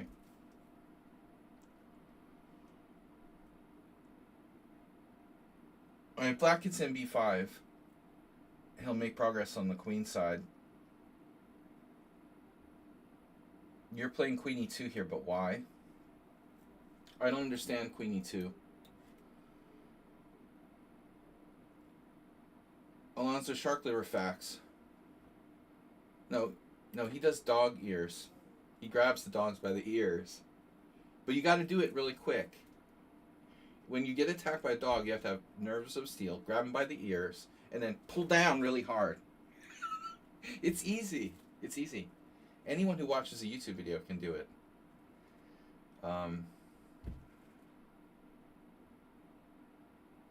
Queen E2.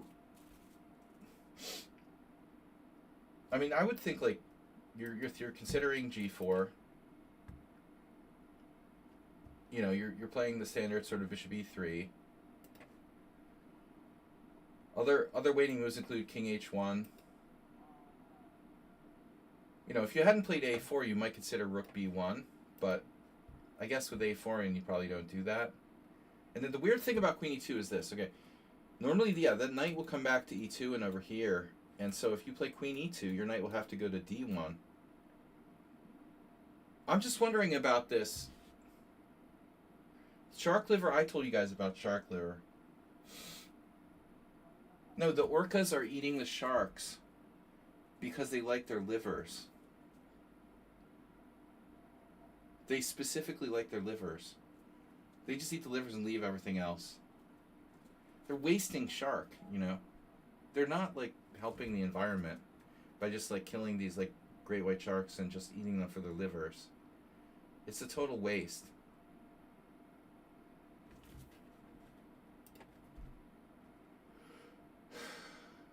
I mean, okay, I don't know.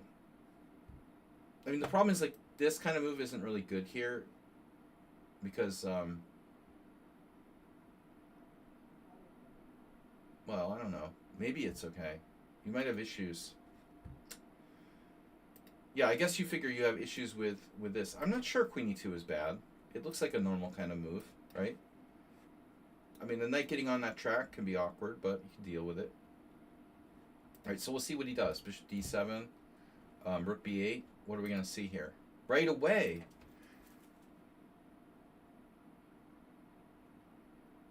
I feel like black's pulling the trigger a little early here with the right away. He should probably...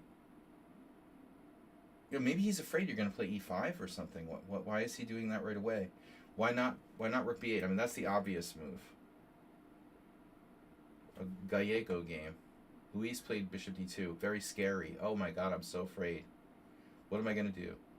Bishop D2, B5, AB, AB, king H1. Ooh, very scary. B4, and now knight A4. The Portuguese Grandmaster puts the knight on A4 rather than D1. That's kind of weird, isn't it? He's trying to highlight this square. Yeah, I'm not convinced by this. But anyway, okay, queen E2. He does this right away. You take, of course, takes with the pawn, and then knight D1. You know, having said that, you have to consider B1, you know. Just because you intended to play D1 doesn't mean that B1's not an option. he did this right away. So this becomes A2. I don't think so, but B1 to go to A3 or possibly D2. Because you know about this square. I think you've been studying Chigorin games, Mr. Bill. Bill is playing like Chigorin. No, we like this. We like that black went knight d4 right away. Now we have time to prepare. He doesn't have any pressure here. I think that black's making a huge mistake, committing to that so early. You're totally in time, You can even play c3. Maybe even c4. Knight d4 was unnecessary, man.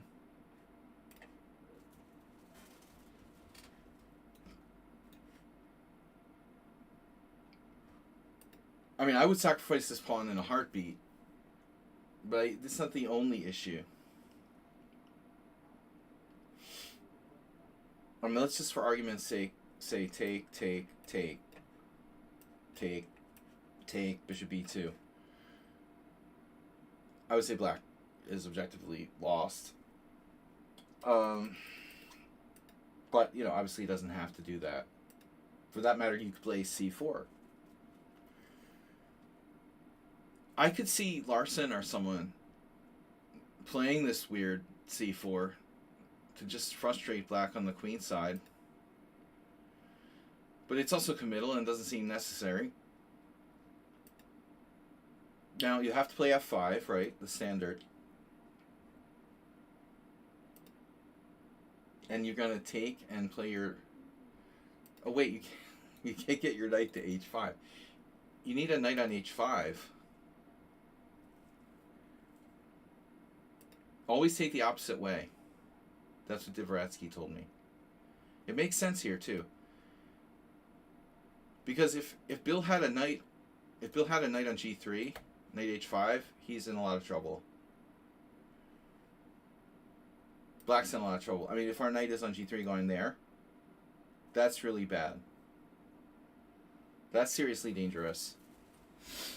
But in this case, because your knight is where it is,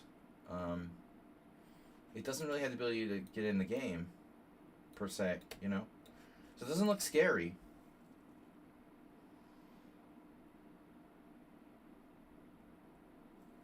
I'm still thinking about, studying Bent Larson games. Can you imagine what Larson would do? I'm serious about, c4. But yeah, you have a problem over here, too. I mean, maybe you need to play g3 just to recapture with the pawn. So you can control all these squares. I don't love it, but I mean, what are your options here? Pushing doesn't seem... I mean, they do that against me all the time, though. I do get these close Sicilian guys. They like to do that.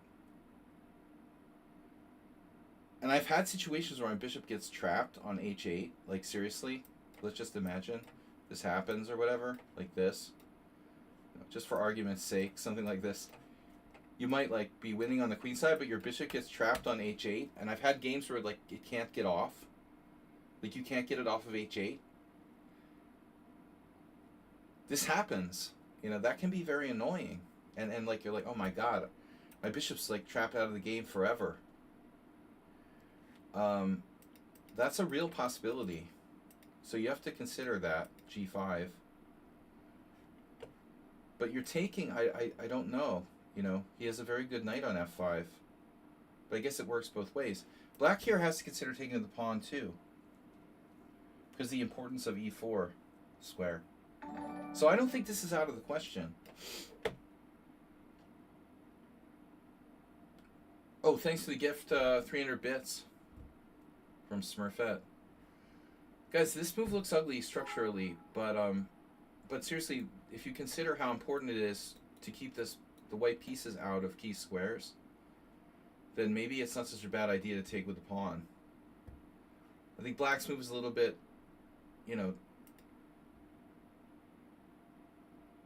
well, it shouldn't be played automatically. I mean, the move is the default, I think, to keep the better pawn structure. But now we have a clear plan. Boom, boom.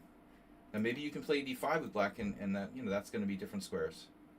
Even if I get to e4, you kick me out, I go to g5 or g3. No, so you went c3. I was thinking, seriously, Yeah, even c4 is a possibility to take away the d5 square. Larson would do some weird stuff, man, in the close Sicilians. Takes, okay, knight takes c3. This is reasonable. The pawn sack is a no-brainer. They cannot take that pawn. The pawn is insane. Like, taking that pawn is mental. There's no way you can do that. So they have to just keep the tension. Black plays bishop d7. You play bishop d2. And now rook f7. You do have the ability to consider a5. There's also bishop b5. You said in hindsight you like c4. Yeah, I mean, that was a serious possibility. It's committal. It's committal. And black has this very strong mass of pawns in the center. But once again, I don't know, maybe black takes. Maybe black should take and just play, you know. Take once and just continue from there. Black cannot take this, or should not take this pawn on c3.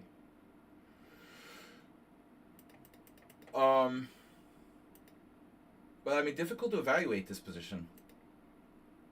Black looks good, but then again, you know, it's not sure like what he's going to do next. This rook f7 for me is a really weird move.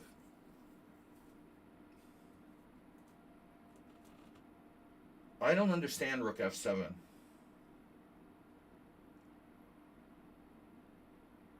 I'm probably not the only person in the room doesn't understand rook f7. Well, rook f6 does make more sense. You're going to play rook g6 or something. Now you're tipping me off to his idea. So it's another way of like putting the rook on the g file. He wants to play like rook g7, just in a kind of sneaky way, like bishop f6. Bishop h6, rook f7, rook g7. I mean, this is like the automatic sort of move to defend the e6 square.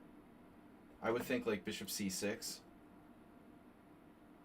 But black has to get the king off of the g-file. I mean, king h8 is a no-brainer. At what point are we going to play king h8? I would say black needs to play that move 100% of the time, right? Like, it's just a question of now, or like 2 moves later, or 3 moves later. Hype train incoming. I'm like falling down in my chair. My chair keeps getting lower and lower, and I don't adjust it. Taking control of the 7th, dominating the 7th rank.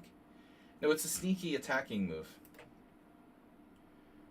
Knight f2 from Chigorin. King h8. See, I told you. And now knight e4. Uh-oh. Well, now we have to play h6. As easy as that. Yeah, now that rook f7 is a pain because it's loose. It looks like you're better now, Bill. It looks like you've got something here. Except for bishop e8. What are we going to do about bishop e8? You're going to play queen h3. And his rook's disconnected. White is well coordinated. So he goes here. Now he's ready to play bishop e8. And now the question is what to do. Asterby, thanks for the gift sub, man. Thanks for Smurfette donating 400 bits. Asterby giving a gift sub to Estan. No, it's Eatan. I need glasses, but I refuse to wear them. Now you lose the plot. Yeah, no, rook f3 looks weird. But you don't have that many moves, you know? I mean, that many obvious moves. You also should be seriously considering king h1, although the g-file isn't urgent at the moment. It seemed more natural for black. You can't move your a rook without dropping a4. It's a tricky position. You have, you both have some weaknesses.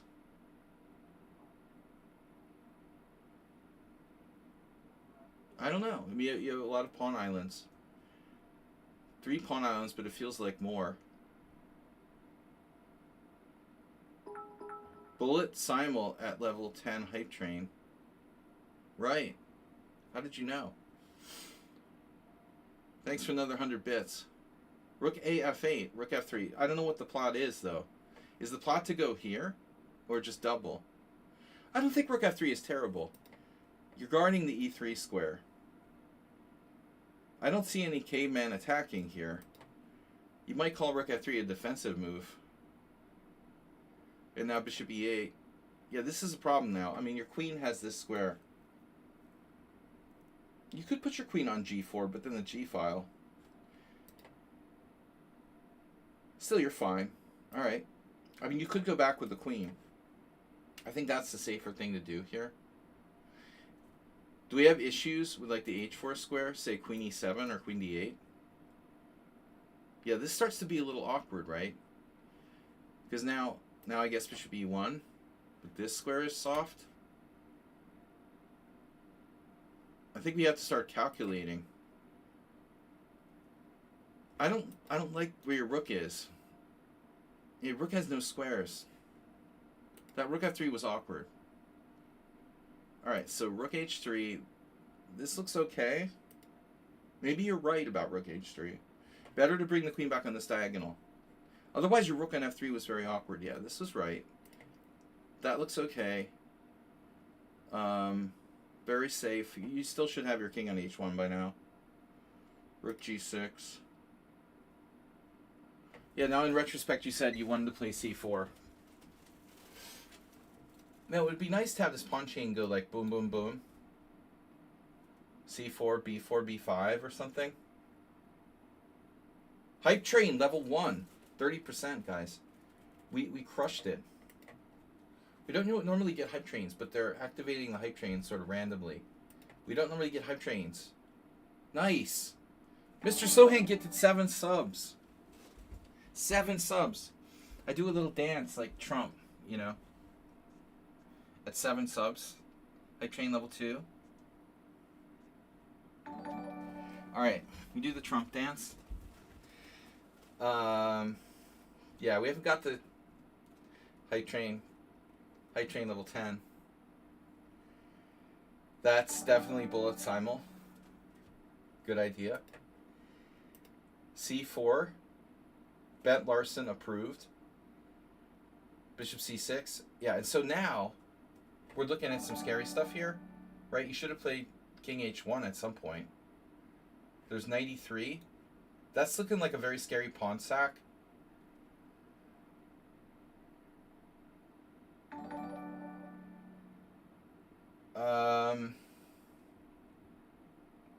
Can we play B4, B5 really fast now?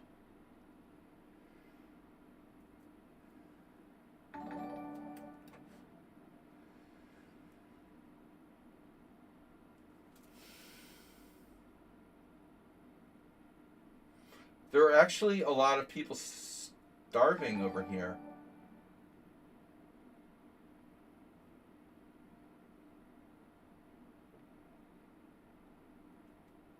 You mean because people aren't getting SNAP benefits in the United States? There are people starving in a lot of places now. There's a lot of bad shit happening world over. Depends. Right. Right. C4, Bishop C6. Queen H5. Well, black defends. Oh no. That's square.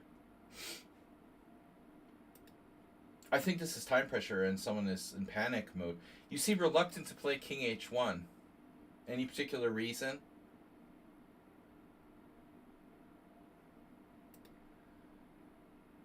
Yeah, Bishop on C6 he's a killer. I mean, I'm serious. Can you do this?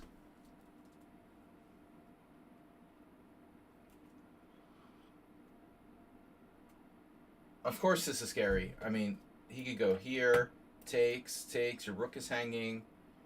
You have to play like rook E1, then bishop D4. Yeah,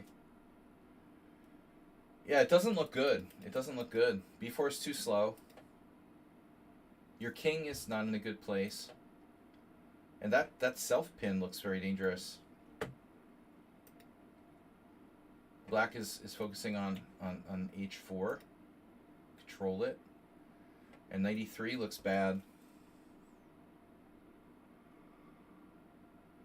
I mean, knight e3 looks like it might be winning. What are you going to do? Sack the exchange? I think you're lost. Feels like I'm lost.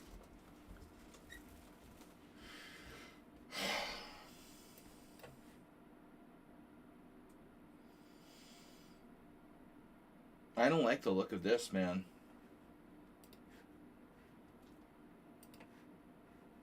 We definitely lost the thread. But in retrospect, I mean, maybe c4 is a mistake, you know, because you take pressure off of c3 and you give access to d4. And I think the d4 is going to kill you. You said you regretted not playing c4, but that doesn't mean you should play it. You probably have to play something else. I think you have to keep the status quo there and get your king off the freaking line, first of all, with king h1. And then when they go bishop c6, your king is on the diagonal, but at least it's not that easy for black to pry this open. So frankly, I think like c4 was a bad move when you played it. Because at the end of the day, you know, if he goes here, okay, fine. Let's say bishop c6. I don't know, you know, rook g1, knight e3. But it doesn't matter because he doesn't have access to d4. Maybe you lose a pawn or something. Yeah, so I think this is too little, too late.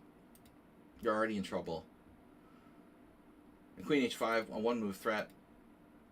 You know, but I mean, ultimately, you got to get your king off the line, right? It still looks really bad, but maybe you can survive. Hype train complete. Hype train success. Open hype chest.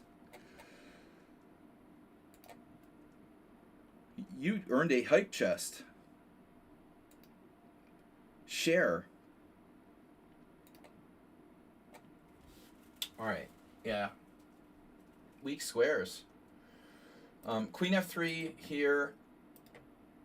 You can't keep everything protected. So finally you tried knight g3.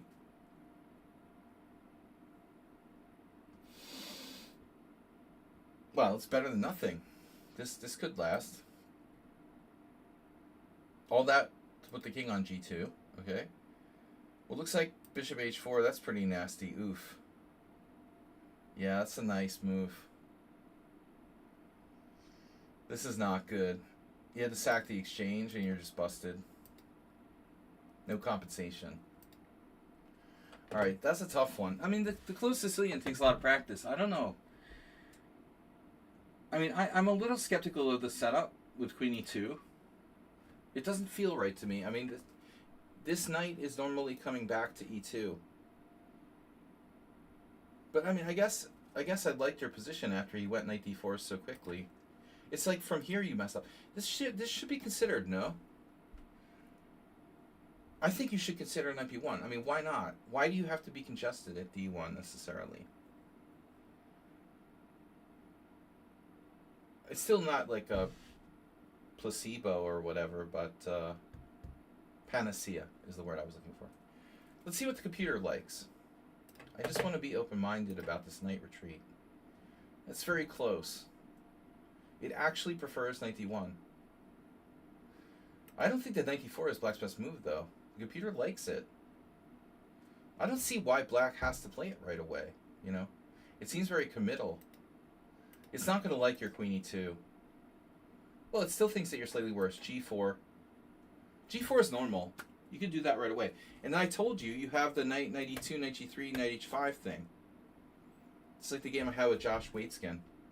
1991. Slagy Josh Waitskin. Closed Sicilian. What my second ever game with e4? My first? No, it was like my third game with e4 probably. I played the New Hampshire Open 1991. I played Robert Sulman and Curdo. I played e4. And then at the National Chess Congress, I played Waitskin. That was my third e4 game. I drew with rook. I drew with knight against rook. Just knight versus rook. He was pissed. He wouldn't give me a draw. I'd like give him dirty looks. I was giving dirty looks to like Maurice Ashley and Waitskin, because Waitskin's just playing out the stupid like rook versus knight endgame. It's like an annoying teenager.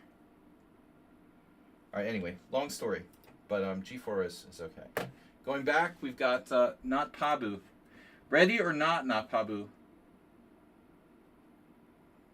So d4, g6, c4, closed queen pawn game, bishop g7. So I played everything here. You know, I had a lot of games with Alexander Ivanov where I played the main line with e4. But I've also played black. Knight c3 I don't really like because black has c5 and the beefeater variation, or Jinji, so-called Jinji India. So if you play black plays c5, you have a problem. You have to play d5 or something lame. e3 is lame, knight f3 is lame, so you have to play d5, and then bishop takes c3, and the computer says white is better, but it's not. If you're not a computer, it's not easy to play. Karpov is allowed to play this position with white. He won a game, I remember, at some tournament. But it's not a good position for humans to play this type of line. You have to be prepared for this. This is a very strong variation for black. So now you have to play like Oleg Krivonosov and do e3. And the best you could get is probably something like this. e3. What do I like now for black? Oh, this just transposes, right? This is an e3 poison. Spike Lee. Spike Jones, what's his name? The guy who wrote E3 Poison. Very hard to play the Jinjinian. I have like a almost perfect score with black against masters. You know, I have something like 4.5 out of 6. I mean, I've never lost to the Jinji Indian. Helps if you work with Jinji, but it's still, the computer will say like black's way worse after this. It's not so easy, man.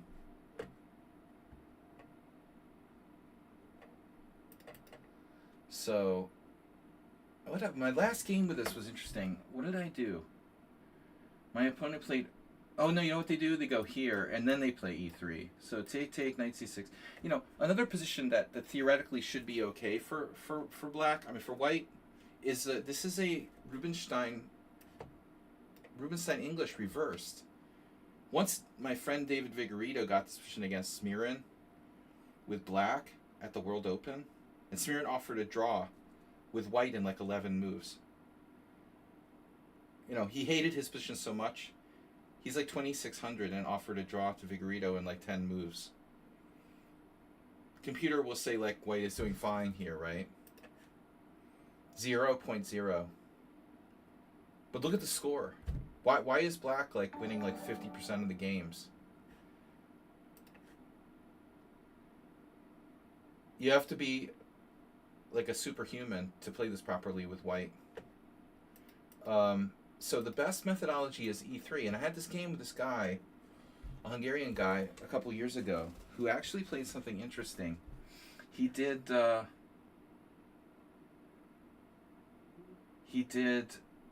did I do? Knight f6? Yeah. And now he found a move I had never faced before. Because normally they always go passive. They do like b3. This is the way that Krivonosov used to play against me in Blitz. And then beat me with like rook versus rook in endgames. Rook versus rook, no pawns. Guy's like a master of that.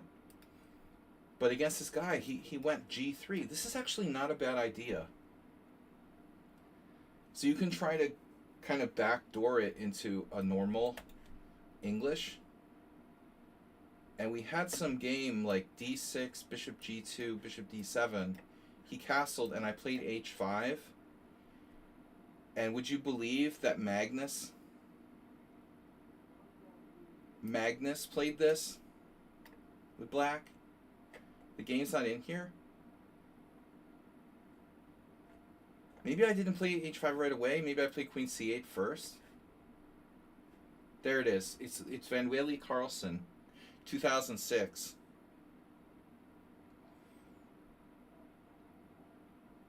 I played queen c8 and then h5, and won a nice game against this guy. But anyway, like if you don't do that, like if you don't do g3, you just have a stupid position. So basically the moral of the story is, if you play this move order, you're kind of screwed. Either you get nothing, or you have to play the white side of the Gingy Indian. So my recommendation is to just not play knight c3. Like if you want to play aggressively, then you have to play like e4. Otherwise, just play something like knight f3 and do a fianchetto. So after this, though, this is not dangerous. This is a King's Indian or modern. This is a different story. I also have a lot of games with this, with white. Both colors, actually. I had a game with Kozak Adam. I've even played a few times with black. Knight c6. Asmai Parashvili probably played this. I had a game with Igor Ivanov once. I think he just transposed back into a King's Indian with black. But yeah, now we have a King's Indian. So I think that this is more interesting, though. I mean, if black wants to play this move order,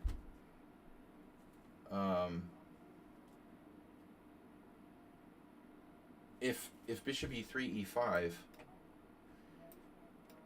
and then d5, knight d4, knight e2, and this is another one of Roman's things. He used to play bishop g4, but this is bullshit.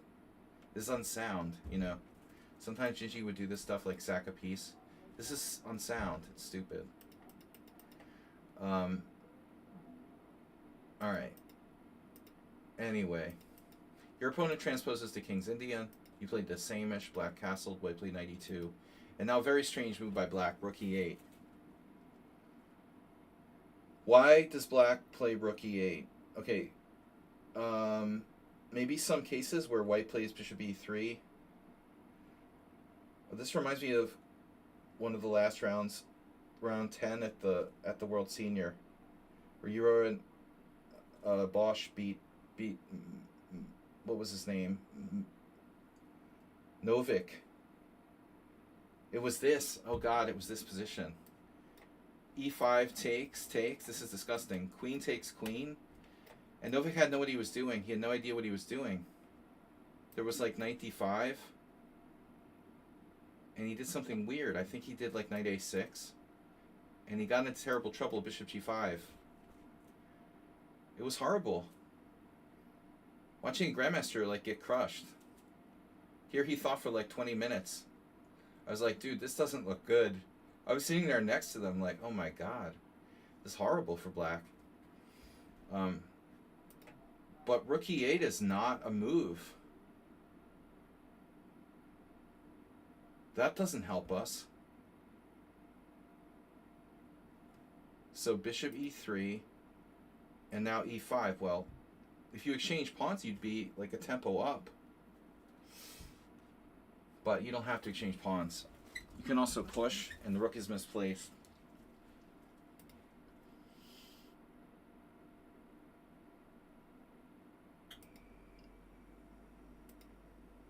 Yeah, now you know you have the option to castle, but queenside castling is not typical in the same-ish. There's one game there, white actually castled queenside. I mean, it's very dangerous. You're supposed to play d5. You have a big space advantage. The rook is misplaced. Reshevsky would argue for this very strongly. The art of positional play. Rook's going to need to go back to f8 to support f5, and it's too slow. Black's getting blown out here. This isn't even close. You're just going to get like brutally destroyed. Black's going to get brutally destroyed on the king side. Or maybe both sides. Black should play a5 probably.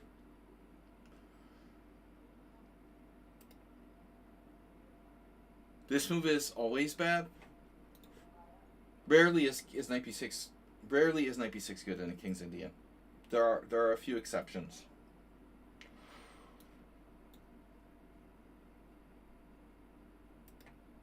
I mean, you can't play c5. You have to defend the pawn.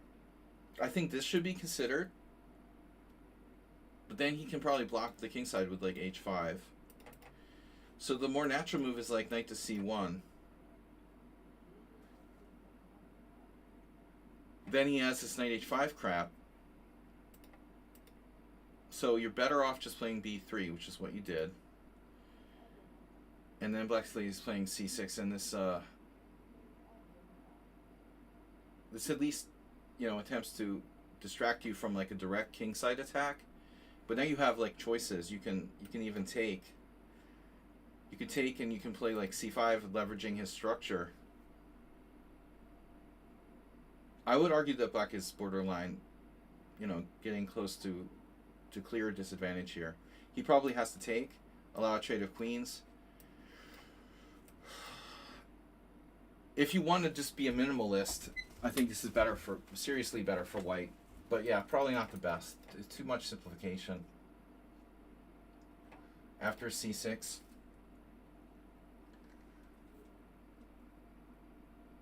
You also don't have to play c5. You could play takes and like rook d1 or something, but he's probably going to blast it open. He would like to see this happen, basically. This is really what black is banking on, some kind of dragon-like thing where he gets in d5. I could see that working for black. But yeah, the knight is misplaced on b6. The question is like, what should you do? You launch an attack? Okay, but you have to remember your king is in the middle of the board. C takes d5, c takes d5, and now, you could go here, you could castle queenside, you could castle kingside, you can wait, but black has a difficult position. Nevertheless, I think that black needs to consider playing h5 at some moment. So probably bishop d7. The engine actually likes h5. No, you know what? Sometimes h5 is good because you can go h4 for black. He can play h4, maybe to try to close the lines. So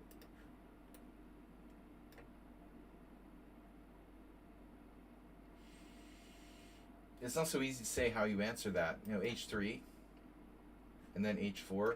Maybe that pawn falls. But maybe it's not so simple. Looks good for you though. All right, a5. You could definitely play a4 here. But the b6 knight is very weak. It looks terrible. Rook c1, knight g3. So black's got a4. It's very slow.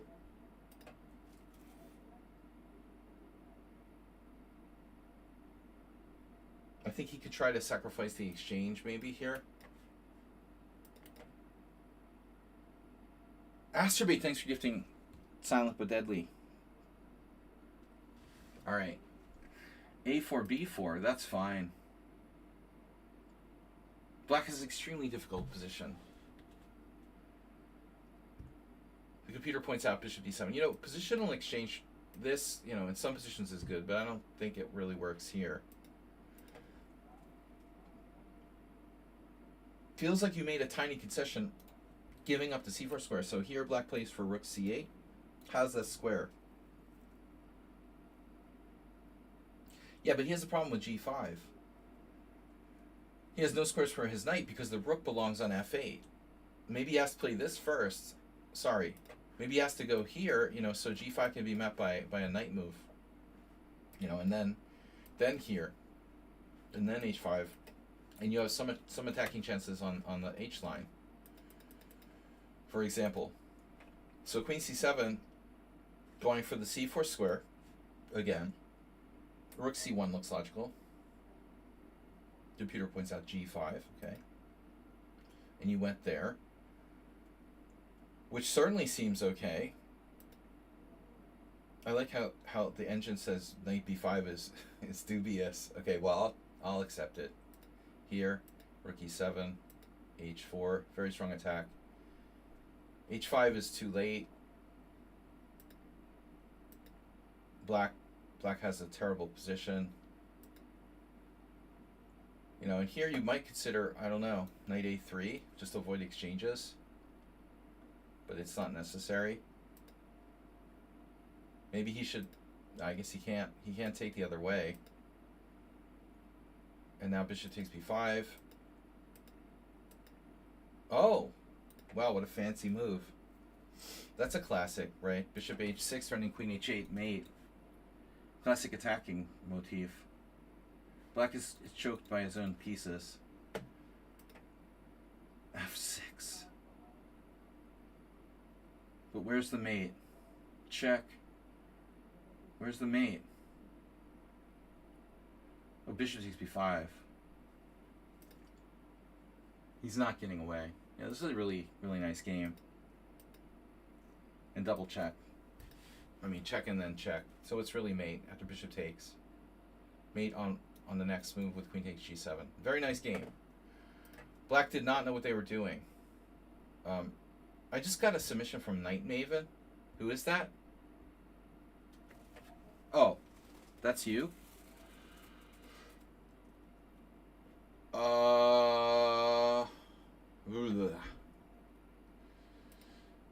The origins of this.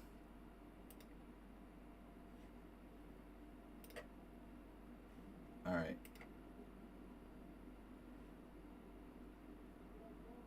PGN. You see, this is being annoying. Why is it being annoying? Copy to clipboard. All right. Knight Maven.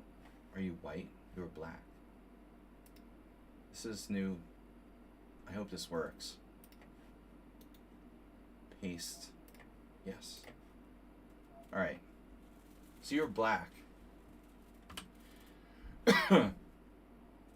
Silent but deadly. Converted from losing position. Alright. We'll analyze this, and then I'll do one of the games from the World Cup for you guys. Bishop's opening is good. Actually, the game in we can look at that after this. Aronian, but I like the Aragaisi game better. Aronian played a Bishop's opening. You know why I chose Aronian? Because he's a very good Grand Prix. He's a very good Grand Prix player.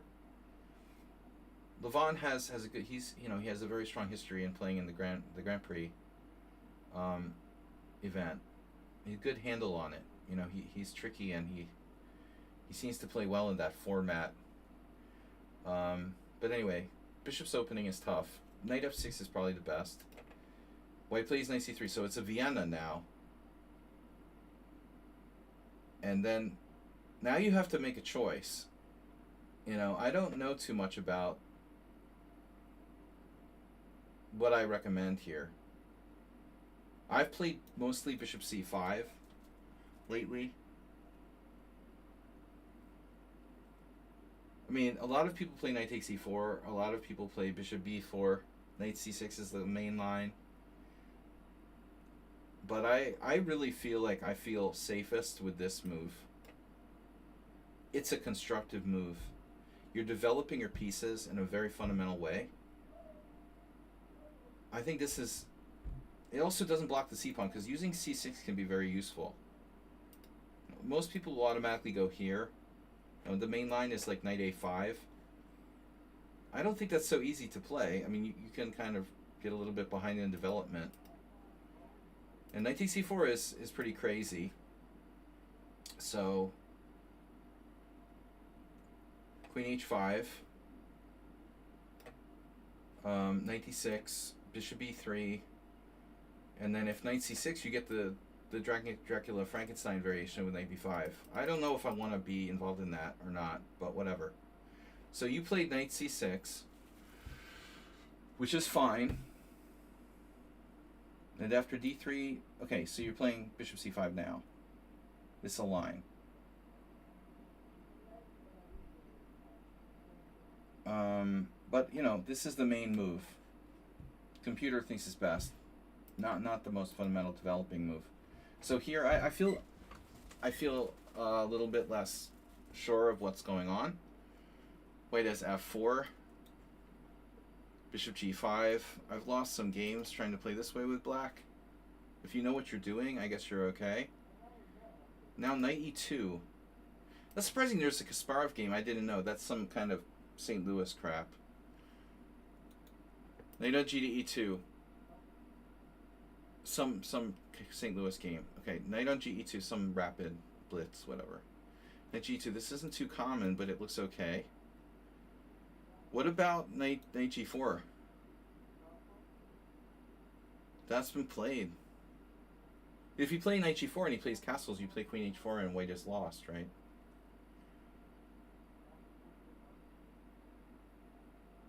So what the heck is going on here? After Knight G4, that German guy, Noah, was 2,500 even back in 2018. Wow. He's a GM finally? He was an IM forever? Knight G4? Oh my gosh. D4. This is crazy. This doesn't look right for white. I think this is bad for white, you know. There's a reason why people don't play Knight on G to E2, and that's it. How bad is it, though? Let's take a look. Yeah, it's almost losing. Knight G4, you have to play D4. This is literally the best. E takes D4, so it's like a fried liver attack, kind of reversed. And if you find Knight A4, you're not lost by force now. And nobody found the engine's #1 move in 2 games, going back to the 90s. Queen H4. Pretty obvious, right? Inducing weaknesses, then this, and then you go back to defend the bishop. Black has a huge advantage. So that was a bad mistake. Shouldn't miss that Knight G4. D6 is solid. See, he can go after your bishop now. And I think you should consider going to B6. But sometimes people prefer to allow the capture on C5. That's also not so bad for black. You could allow Knight takes C5. Anyway, D6, H3. I would play A6 though. I mean, you have time for this. If you don't play A6, what are you going to do? Go after his bishop. You know, you need to play Knight A5. You need to know this theme.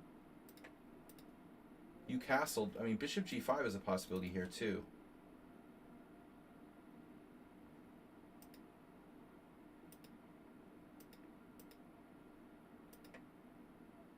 And now, Bishop G5 still a possibility. You can go after his bishop. I think you should, but white will have F4 with play. Maybe not. Maybe that does prevent F4 though, because now you take and take on E4. How are you going to prevent F4 otherwise? If you don't play Knight A5 here, how are you going to prevent white from playing F4? And if white plays F4, I think white is better. He has a strong attack on the king side. So it looks like Knight A5 is like almost forced. I mean, you could go here, and white will probably take and play F4. But he gets that break in and has a bishop, and I think that white is maybe a little bit better. So you need to preempt him by playing Knight A5. White can play A3 now, at a minimum, stopping Knight A5, and white seems better. I think you should play Bishop E6. So he plays F4 right away. You don't have time for Knight A5. You still have time for Knight A5, but you're in a bad position now. I mean, Bishop G5 is coming, so you need to stop Bishop G5 somehow. You know, maybe H6. It looks scary, but you know this is actually also scary. Knight G3.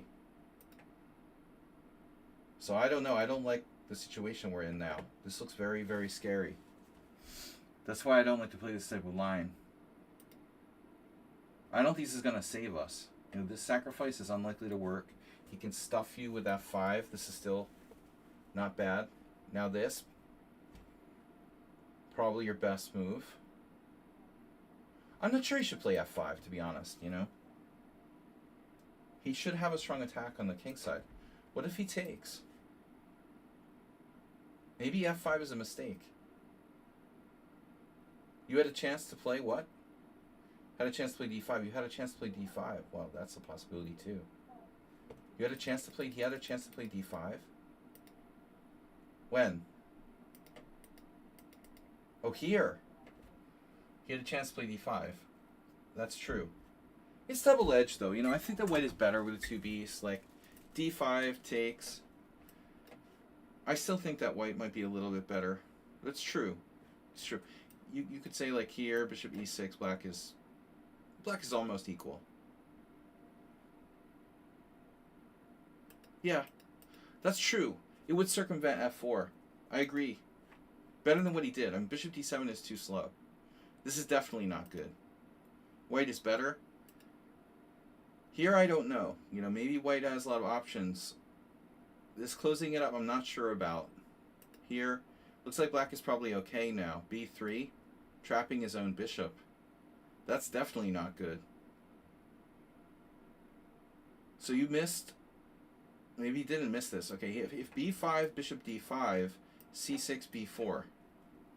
But you destroy his whole center.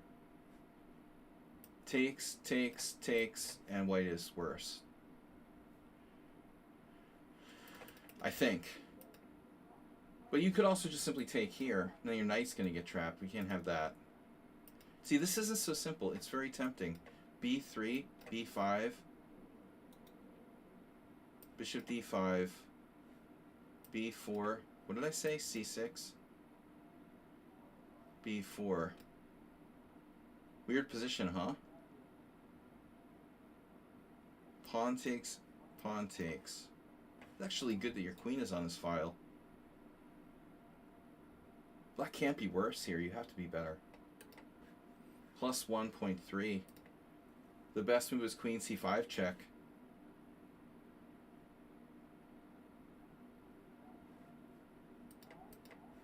What? It is 2 in the knight, submissive moves. Well, yeah, we generally do more serious games here. We're not analyzing a lot of rapid and blitz games. This is too slow. Yeah, you don't have enough play. White is definitely better. Though, I think he had bishop h5 or g5. Trading the knights is not that good, you know. And if you go knight e8 now, he has f6. I don't like your position. I think you're in a lot of trouble. You're probably lost here. You're better off not allowing that, but going here is good for you. You know, you should just take. I think you're holding on. You should take and play f6 before he plays f6. Otherwise, you get mated. And this is probably, you know, defensible for black. You should be okay here. But this is a big mistake. A lot of fundamental mistakes in this game. I mean, it's possible that this isn't his best move. Taking right away on f6, I'm not sure. Looks very dangerous, though. Yeah, he wins the exchange. He should be winning here. You have some chances to draw. This guy. Rook g8, bishop c6. Yeah.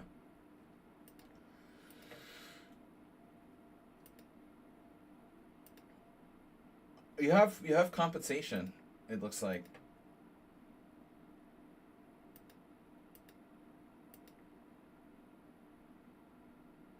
Oh my god. Rook takes f7, rook e3.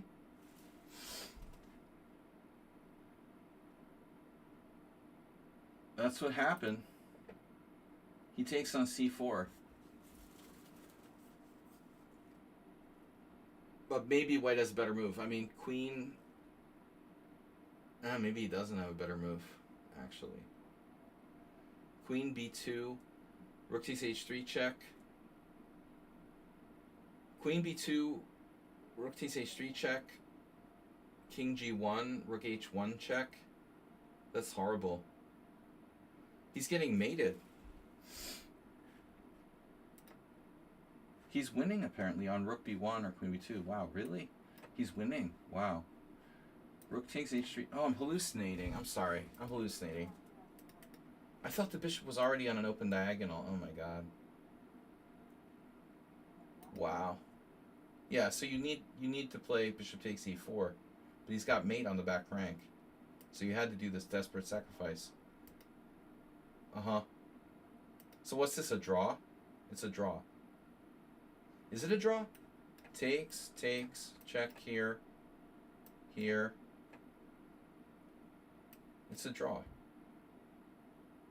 I mean, you could play this, but you'll lose. You have to take the draw. You're lucky to get a draw there. Seriously, but this is crazy. He played that. You check, and you're probably winning. Now, yeah, I mean, Queen F4. Queen F4. That wasn't the best that you did there. That's a funny move, though. You gotta like Bishop A4. He's getting away. Oh, here you have Queen F4, but that might not be enough. This is a funny game, though. The end was funny.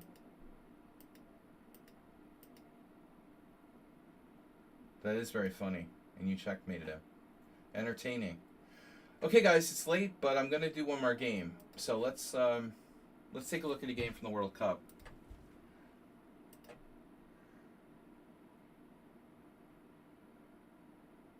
I just loaded this one up from Aronian in round 1, or his first round, against this Indian IM. I just have a question, right? How are Indian IMs in the World Cup? Is it just because it's being held in Goa, and they have some wild cards? I was a little surprised. Also, he's playing such a strong player. Who is this guy? Just a random IM? 25-20 is decent, but still. I don't understand the qualification for the World Cup. So the FIDE president... So FIDE president gets his own wild cards, and then the country gets its own wild cards? How many wild cards are there? You know, it just seems unfair. It's like the Olympiad where the host country gets a bunch of wild cards.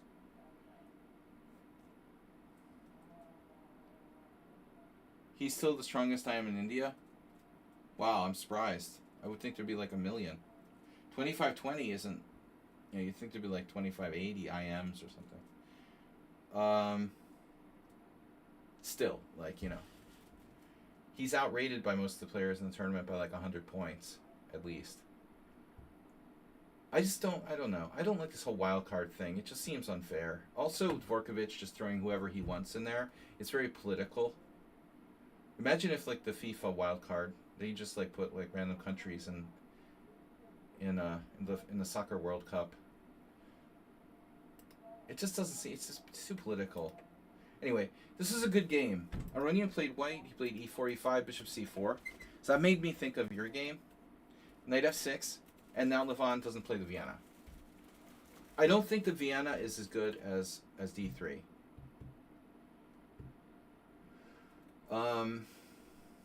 I think that d3 is a tiny bit better, objectively. And so now black plays c6. This is a very useful move order by white, I should mention.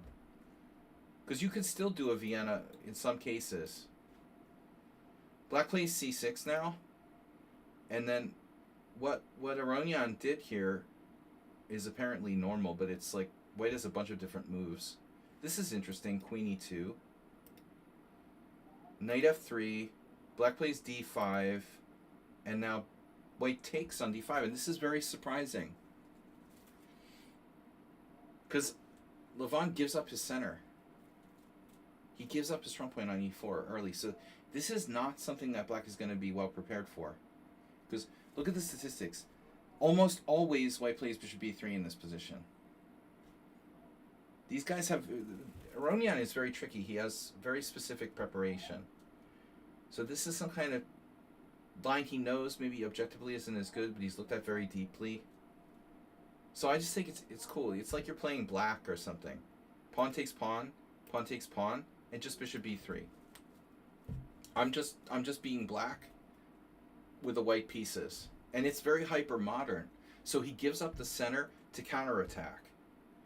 And I think that his opponent, you know, isn't really, let's say, prepared as well to deal with this. So, you know, black wants to play a solid game. He's playing Aronian, he plays e4, e5. There was another game I saw, someone played the Petrov against Leko. Okay. Bobby Cheng, some Australian grandmaster. Dude, is it a good idea to play the Petrov against Leko, do you think? That's really a great idea.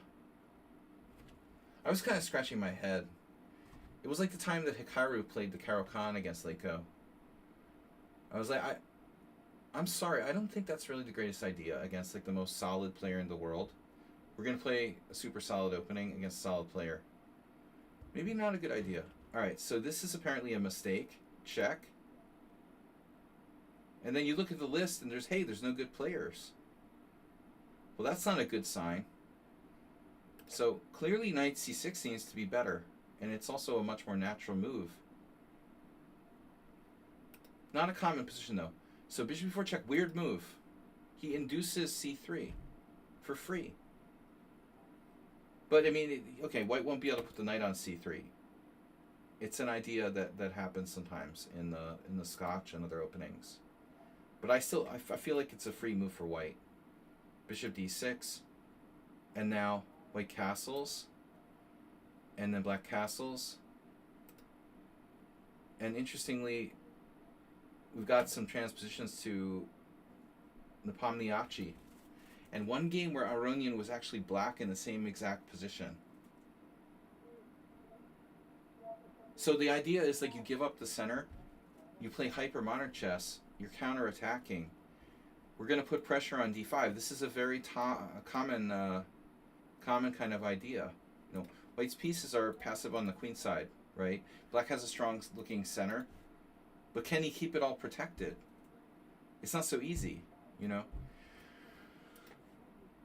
So I thought it's an original way of playing with white.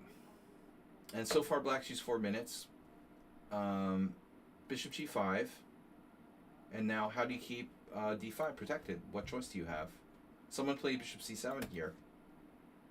That's kind of a weird move, though. I mean, obviously, knight c6 is not protecting. So bishop e6. Knight on bd2 now. Does white have anything better? This is very weird. So Aronian with black, Wesley So with black, both against Nepomniachtchi, had the same position, and it looks like white played c4 in some games.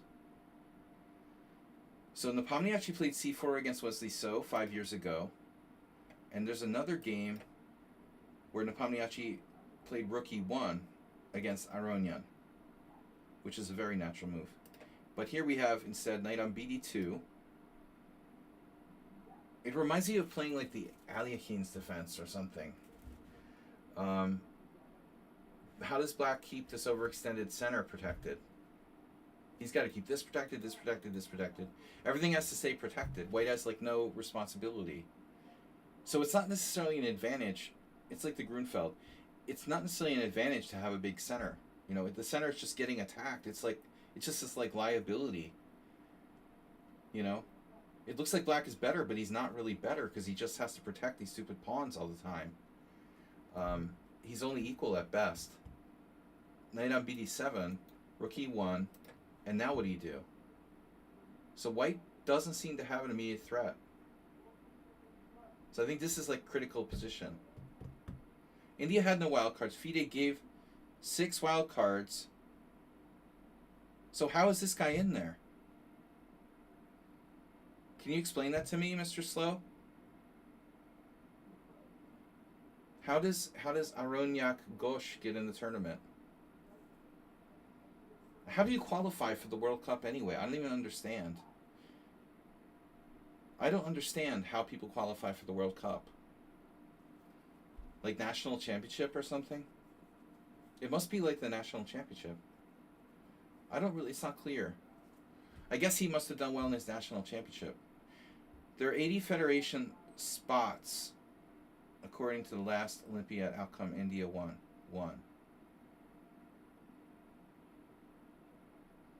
80 federation spots, according to the last Olympiad outcome. So it's just really weird. Okay. Yeah, I don't know what black should do now, but he does h6.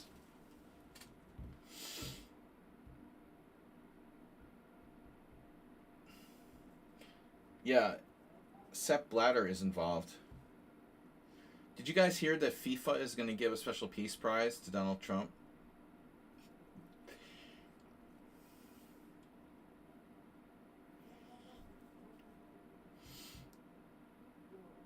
Unbelievable. Because he wanted a peace prize so much, the World Soccer Federation is going to give him one.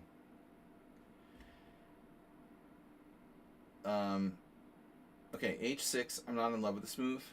So we're following Kantan's Marbadan, Garadian. Now black still needs to make a decision. What do you play? Like rook e8 or something? I would think like rook e8.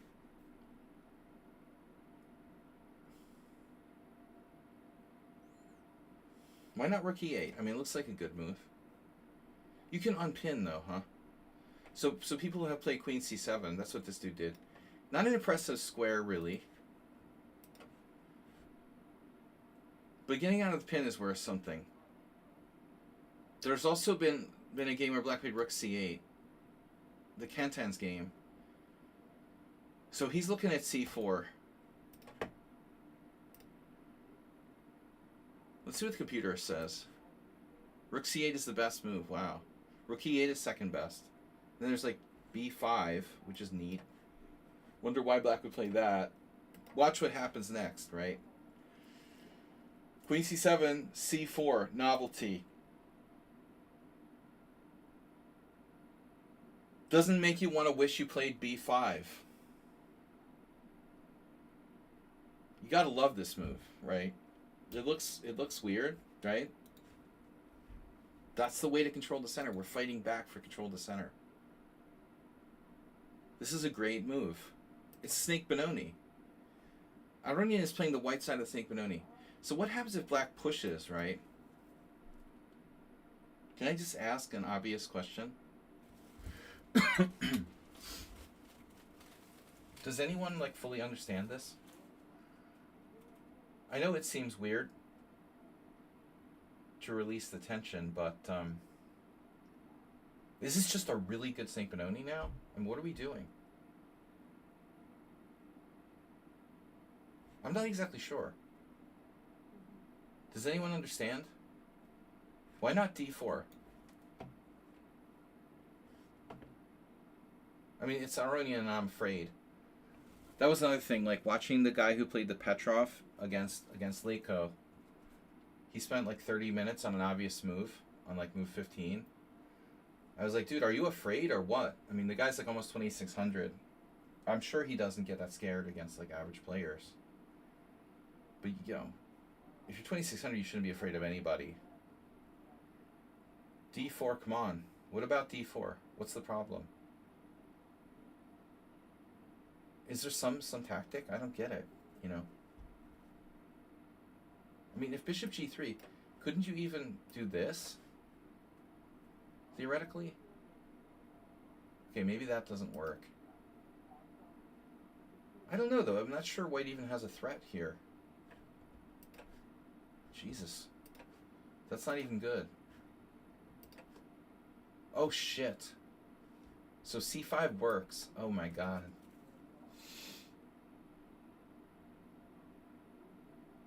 Wow, this is very cool. So check this out. c5. Yeah, Levon had this plan. Queen takes c5. Let's say bishop takes e6, pawn takes e6, sacking like a pawn. Positional pawn sack. So that's very subtle, and that's why black doesn't go d4. But I think here black lost the thread. You can't keep the tension forever. I don't know, we'll see. Looks like he lost the thread here. White is better, though. It's very tricky the way white got an advantage in this game. Bishop f5, c takes d5, bishop takes d3. But white has more space now. The pawn on d5 is very strong. Rook c1, queen b8, okay. Would you rather be white or black here? Because I see hypermodernism, and I see it working. This is a perfect example of hypermodern play by Levon. You see a bad bishop on b3? Dude, I see a bad bishop on d6.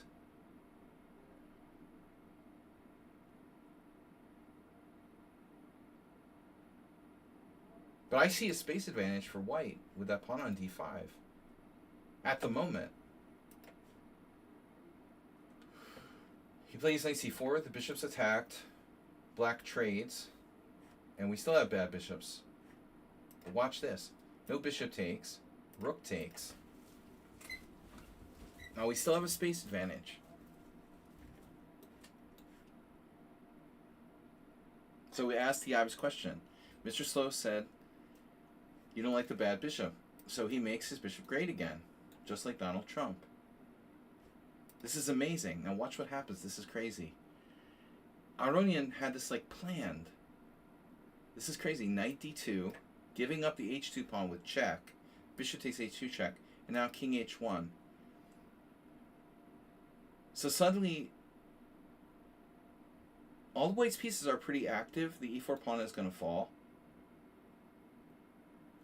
There's a pass pawn on d5. And, you know, I don't know if black lost his mind here or what happened.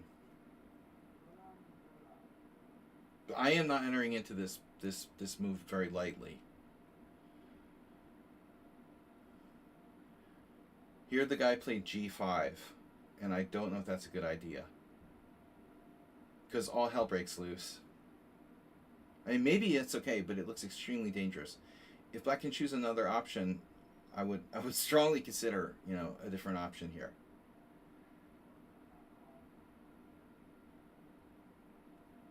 He plays g5. There's no going back now. I mean, you've weakened your king side. g3, trapping the bishop on h2. So it's just like a trade. Bishop for bishop. As simple as that. Takes. And now this guy is trapped on h2. But Aronian is seriously, he's like a magician, you know, very tricky. You think he's a positional player, and then all of a sudden he's coming at you with all kinds of crazy stuff, especially in these World Cups. Knight takes e4. He's just not even recapturing the bishop on h2 because it's like in the deposit box. H takes g3, f takes g3, knight takes e4, and now rook on c takes e4. And so we have rook g4 check. So we're getting that bishop, right? We're getting it back. Now black has to defend here. But Mr. Slow said it's a bad bishop, and it is kind of a bad bishop, but will it always be a bad bishop, or is it a strong bishop? After like d6, somehow that can be a strong bishop. Or if it comes back to c2, it could be kind of a strong bishop. It would have been a bad bishop if the bishop had stayed closed, but the way it goes, it looks like a very strong bishop. So black blunders now. What could he play here? I don't know. I would be like terrified. I would be terrified with black. King h8. Everything looks bad. Can black even defend this position? Bishop takes g3. It looks suicidal. I mean, why did he play g5? Yeah, I mean, he only has one move that doesn't lose by force. Wow. Queen d6 blockading. And that's like begging for rook e6, isn't it?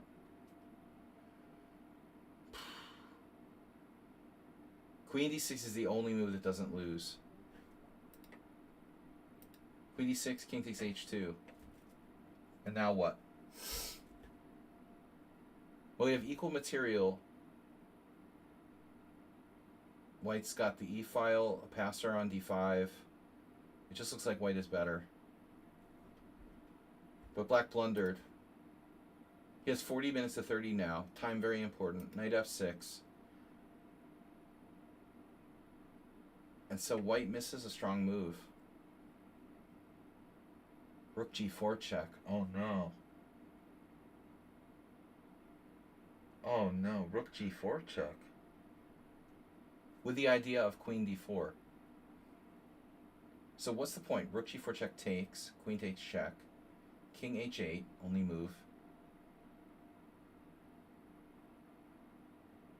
So we're down the exchange. Let me understand this. Takes, check, king h8.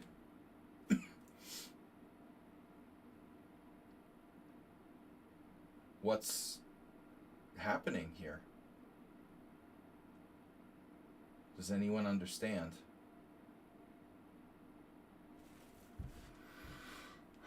We're down a rook.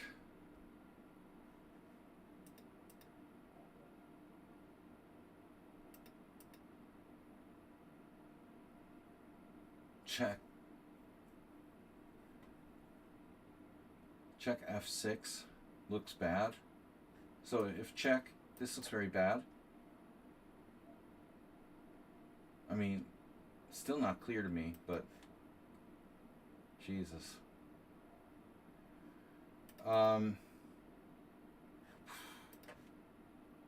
Unbelievable.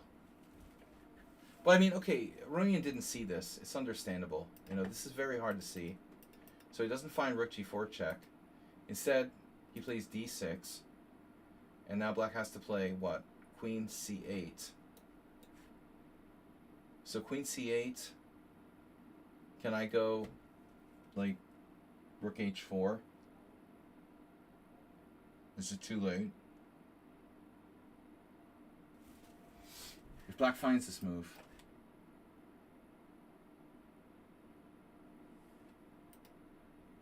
he has 28 minutes. This is the only defense. Queen c8, threatening queen h3.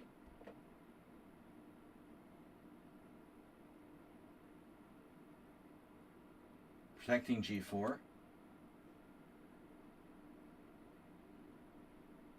Well, it guards g4. I mean, you're threatening to play knight takes e4 now. Win the exchange. So king h2, yes. Knight takes e4. Rook takes e4. And black survives. The white has compensation. I bet Aronian would have won this anyway, somehow. You know, he's a very strong pass pawn. So Mr. Slow was right. I mean, the bishop was bad. But now, the practical chances actually favor white. Even though this is probably a draw. I bet Levon would have like beaten him somehow, even if the guy had found that. He's so strong practically in this format. But rook g4 check, he just takes. Now queen takes, king h8, queen d4 check. He didn't see this last time, but same idea. f6 is beautiful. White's down a rook. Who cares? It's just a rook. Queen d2. Oh man. Mate, that's a bad bishop? Is that what you said? Poor Mr. Slow. He knows a bad bishop when he sees one. That's definitely a bad bishop. I know a bad bishop when I see a bad bishop, and that is a bad bishop. Rook f7, bishop takes f7. Ironic, indeed. And so here, white is merciless. And this is the kind of move that you have to find. Merciless. Be merciless. Queen d3.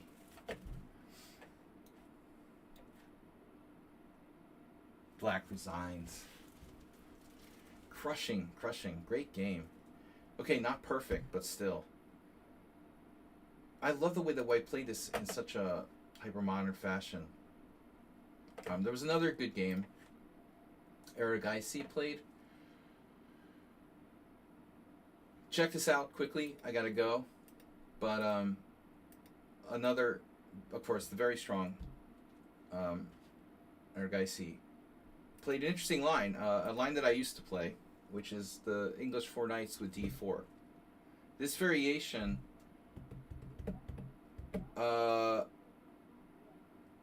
played by Botvinnik in his 100 selected games, but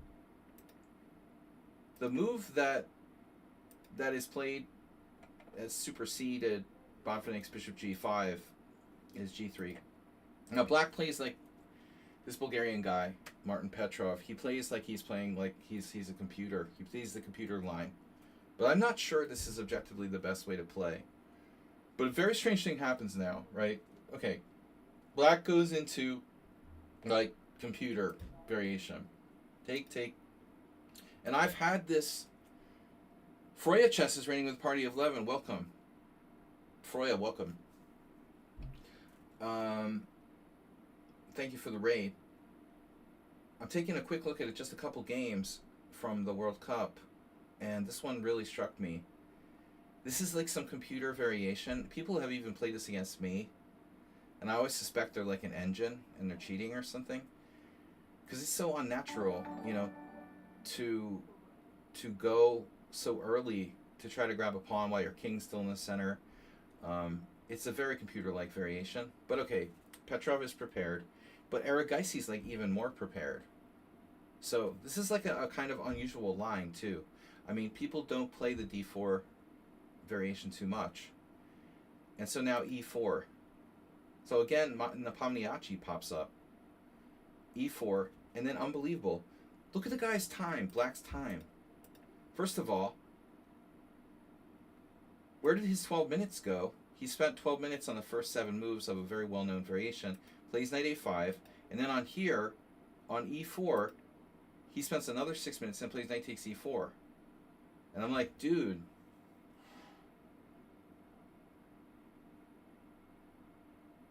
Wow, this is insane. He spent 20 minutes already out of his 130 minutes, or his 90 minutes. He has 90 minutes for 40 moves. The guy with Black is playing one of the strongest players in the world, and he spent 20 minutes of his time already taking the pawn on e4. This is insanely dangerous. Now, obviously, if queen e2, you just castle, and white's busted. But that's clearly not white's intention. I don't know what he was expecting now, but it's extremely dangerous for Black. So watch this. Check out the preparation the guy has. No one has actually had the guts to do this. Knight takes e4. And now, bishop g2, knight back. And then, by the way, what would happen if Black were to castle here? You would just lose a piece, right? Just let me see this for a second. Castles, bishop takes. Can we pin this bishop to the king?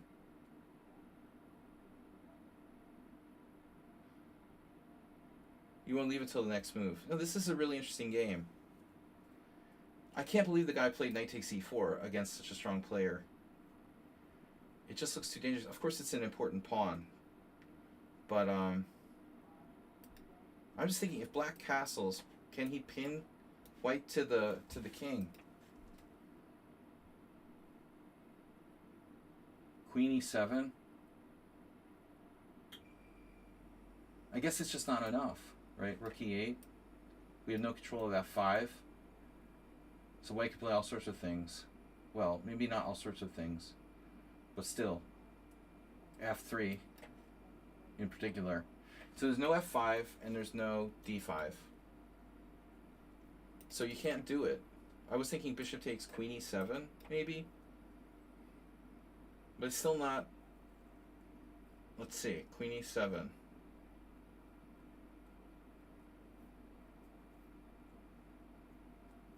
Queen f3 is playable. Yeah, in this case, queen f3 prevents f5. No, but then he has rook e8. Let me see. Yeah, maybe this is, no, not queen f3. So this is interesting. So how do we refute castles? Bishop takes e4, queen e7. I must be missing something. We have to be missing something here. f3, f5. f3, f5. I mean, obviously we could do this. And material is like equal, and white has the 2 bishops. I mean, white is definitely not worse. There's a knight on a5. Black's king is open. I'm not certain that he's lost. Let's see. Looks like he's lost. Wow. It's lost. Okay, so that takes some calculation. But very bad practical play by Black, He gets himself in a time hole, and then he finds, like, this line. But now, watch this. You're just entering into Arageisi's, like, preparation now. So he takes, like, he uses almost an hour to find the only defense, only the only endgame where he's worse. Queen takes, check, king takes. And now watch this. This can't be, like, over the board. I mean, he had to have, like, analyzed this. Because you're looking at knight f5 check, and it looks okay. But this is even stronger. He plays c5. So it's like, wow. We traded queens. Look at the white bishops. It's sick. This is so strong. This bishop has range both directions. So black is... It's very hard to defend. Very, very hard to defend. The king isn't safe. He plays d5. C takes d check. C takes d. Now f5 is guarded. It looks like black's almost hanging on, right? He can even block. B7 is protected by the knight. He can even block on the e file with the bishop if he has to. Rook b1. Bishop d7. You know, it just looks like black is just about hanging on, right? Castles. And then he completely collapses. Black is still up a pawn. He's up the original pawn sack pawn. And so he blunders and just gets destroyed now. But here's the problem. You're at move 15, and you already used an hour. And now you're playing one of the strongest players in the world. And the guy has twice as much time as you. And he has the initiative. You know, this is a total disaster for black. You can't let this happen. And this is crazy, right? He plays... I mean, come on. F5? Are you serious? This looks horrible. He allows the F5 square to go, the E file. I don't know what I would do. Rook E8. Bishop A3 is scary, but that could be met by, well, maybe knight C4. See what the engine says. Yeah, he's okay here. I would be literally like peeing myself in this position with black. And the computer says that black is okay. Wow. That's crazy. He must have been terrified. It looks so scary. Rook here. Black can't hang on. So he plays this and just gets absolutely destroyed. Check. The F5 square. King D8. I'm expecting knight F5, but trading bishops... This is best. Bishop takes c6, b takes c6, knight f5, rook e8, rook d1. Black's almost hanging on. This is crazy. Knight takes d6, rook e6, knight takes... Sorry, knight b7 check, takes. Bad bishop. Mr. Slow, it's another bad bishop. I feel bad about bad bishops. Yeah, white didn't put him away, but he still keeps this like really nagging advantage. Unbelievable. Black is still up a pawn. No, it's even now. Sorry, it's even. Both knights are hanging. C takes d5.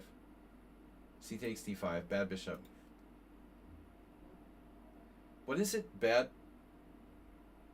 This is a good one. Bishop f4. Rook takes d5. Black, he's still worse. If there were no A pawns, it would probably be a draw. It's possible it's still a draw, but he gets tortured. He gets tortured. Oh no. I actually saw this game live until a point. Where was it? Here.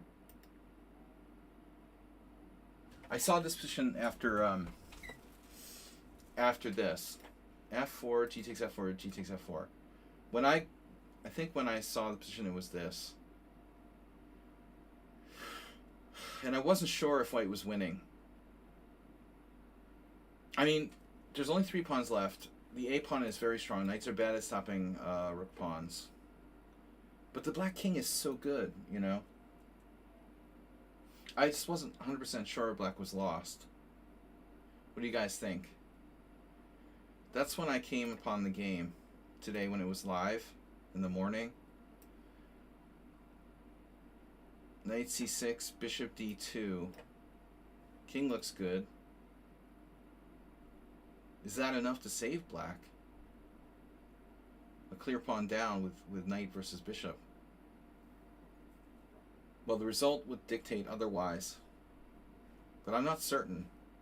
So the guy's down to what, his increments here? Oh my god. It's probably lost. Tough position though. What do you play? King d5, king f5, f5. He played king d5. Okay. King F2. So if King E4,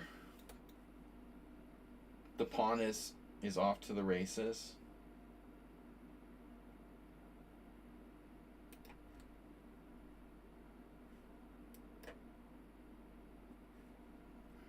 Yeah, if so, you go outside of the square of the pawn. You gotta, yeah, that's the square, right? This is the square of the pawn once it goes to A4. So this move is very tempting for black, but what does it do? You can't actually take the pawn. White is the bright color rook pawn too. So even if black sacks the knight and gets the F pawn, he's still lost because of the H pawn. Poor guy. He actually he deserves credit for making this tough. But he's gonna get zugzwanged. We walk in.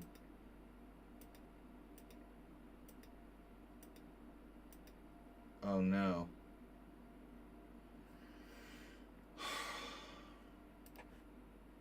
And was there any hope to draw this endgame anywhere? Like here, it feels like there's still some sort of hope.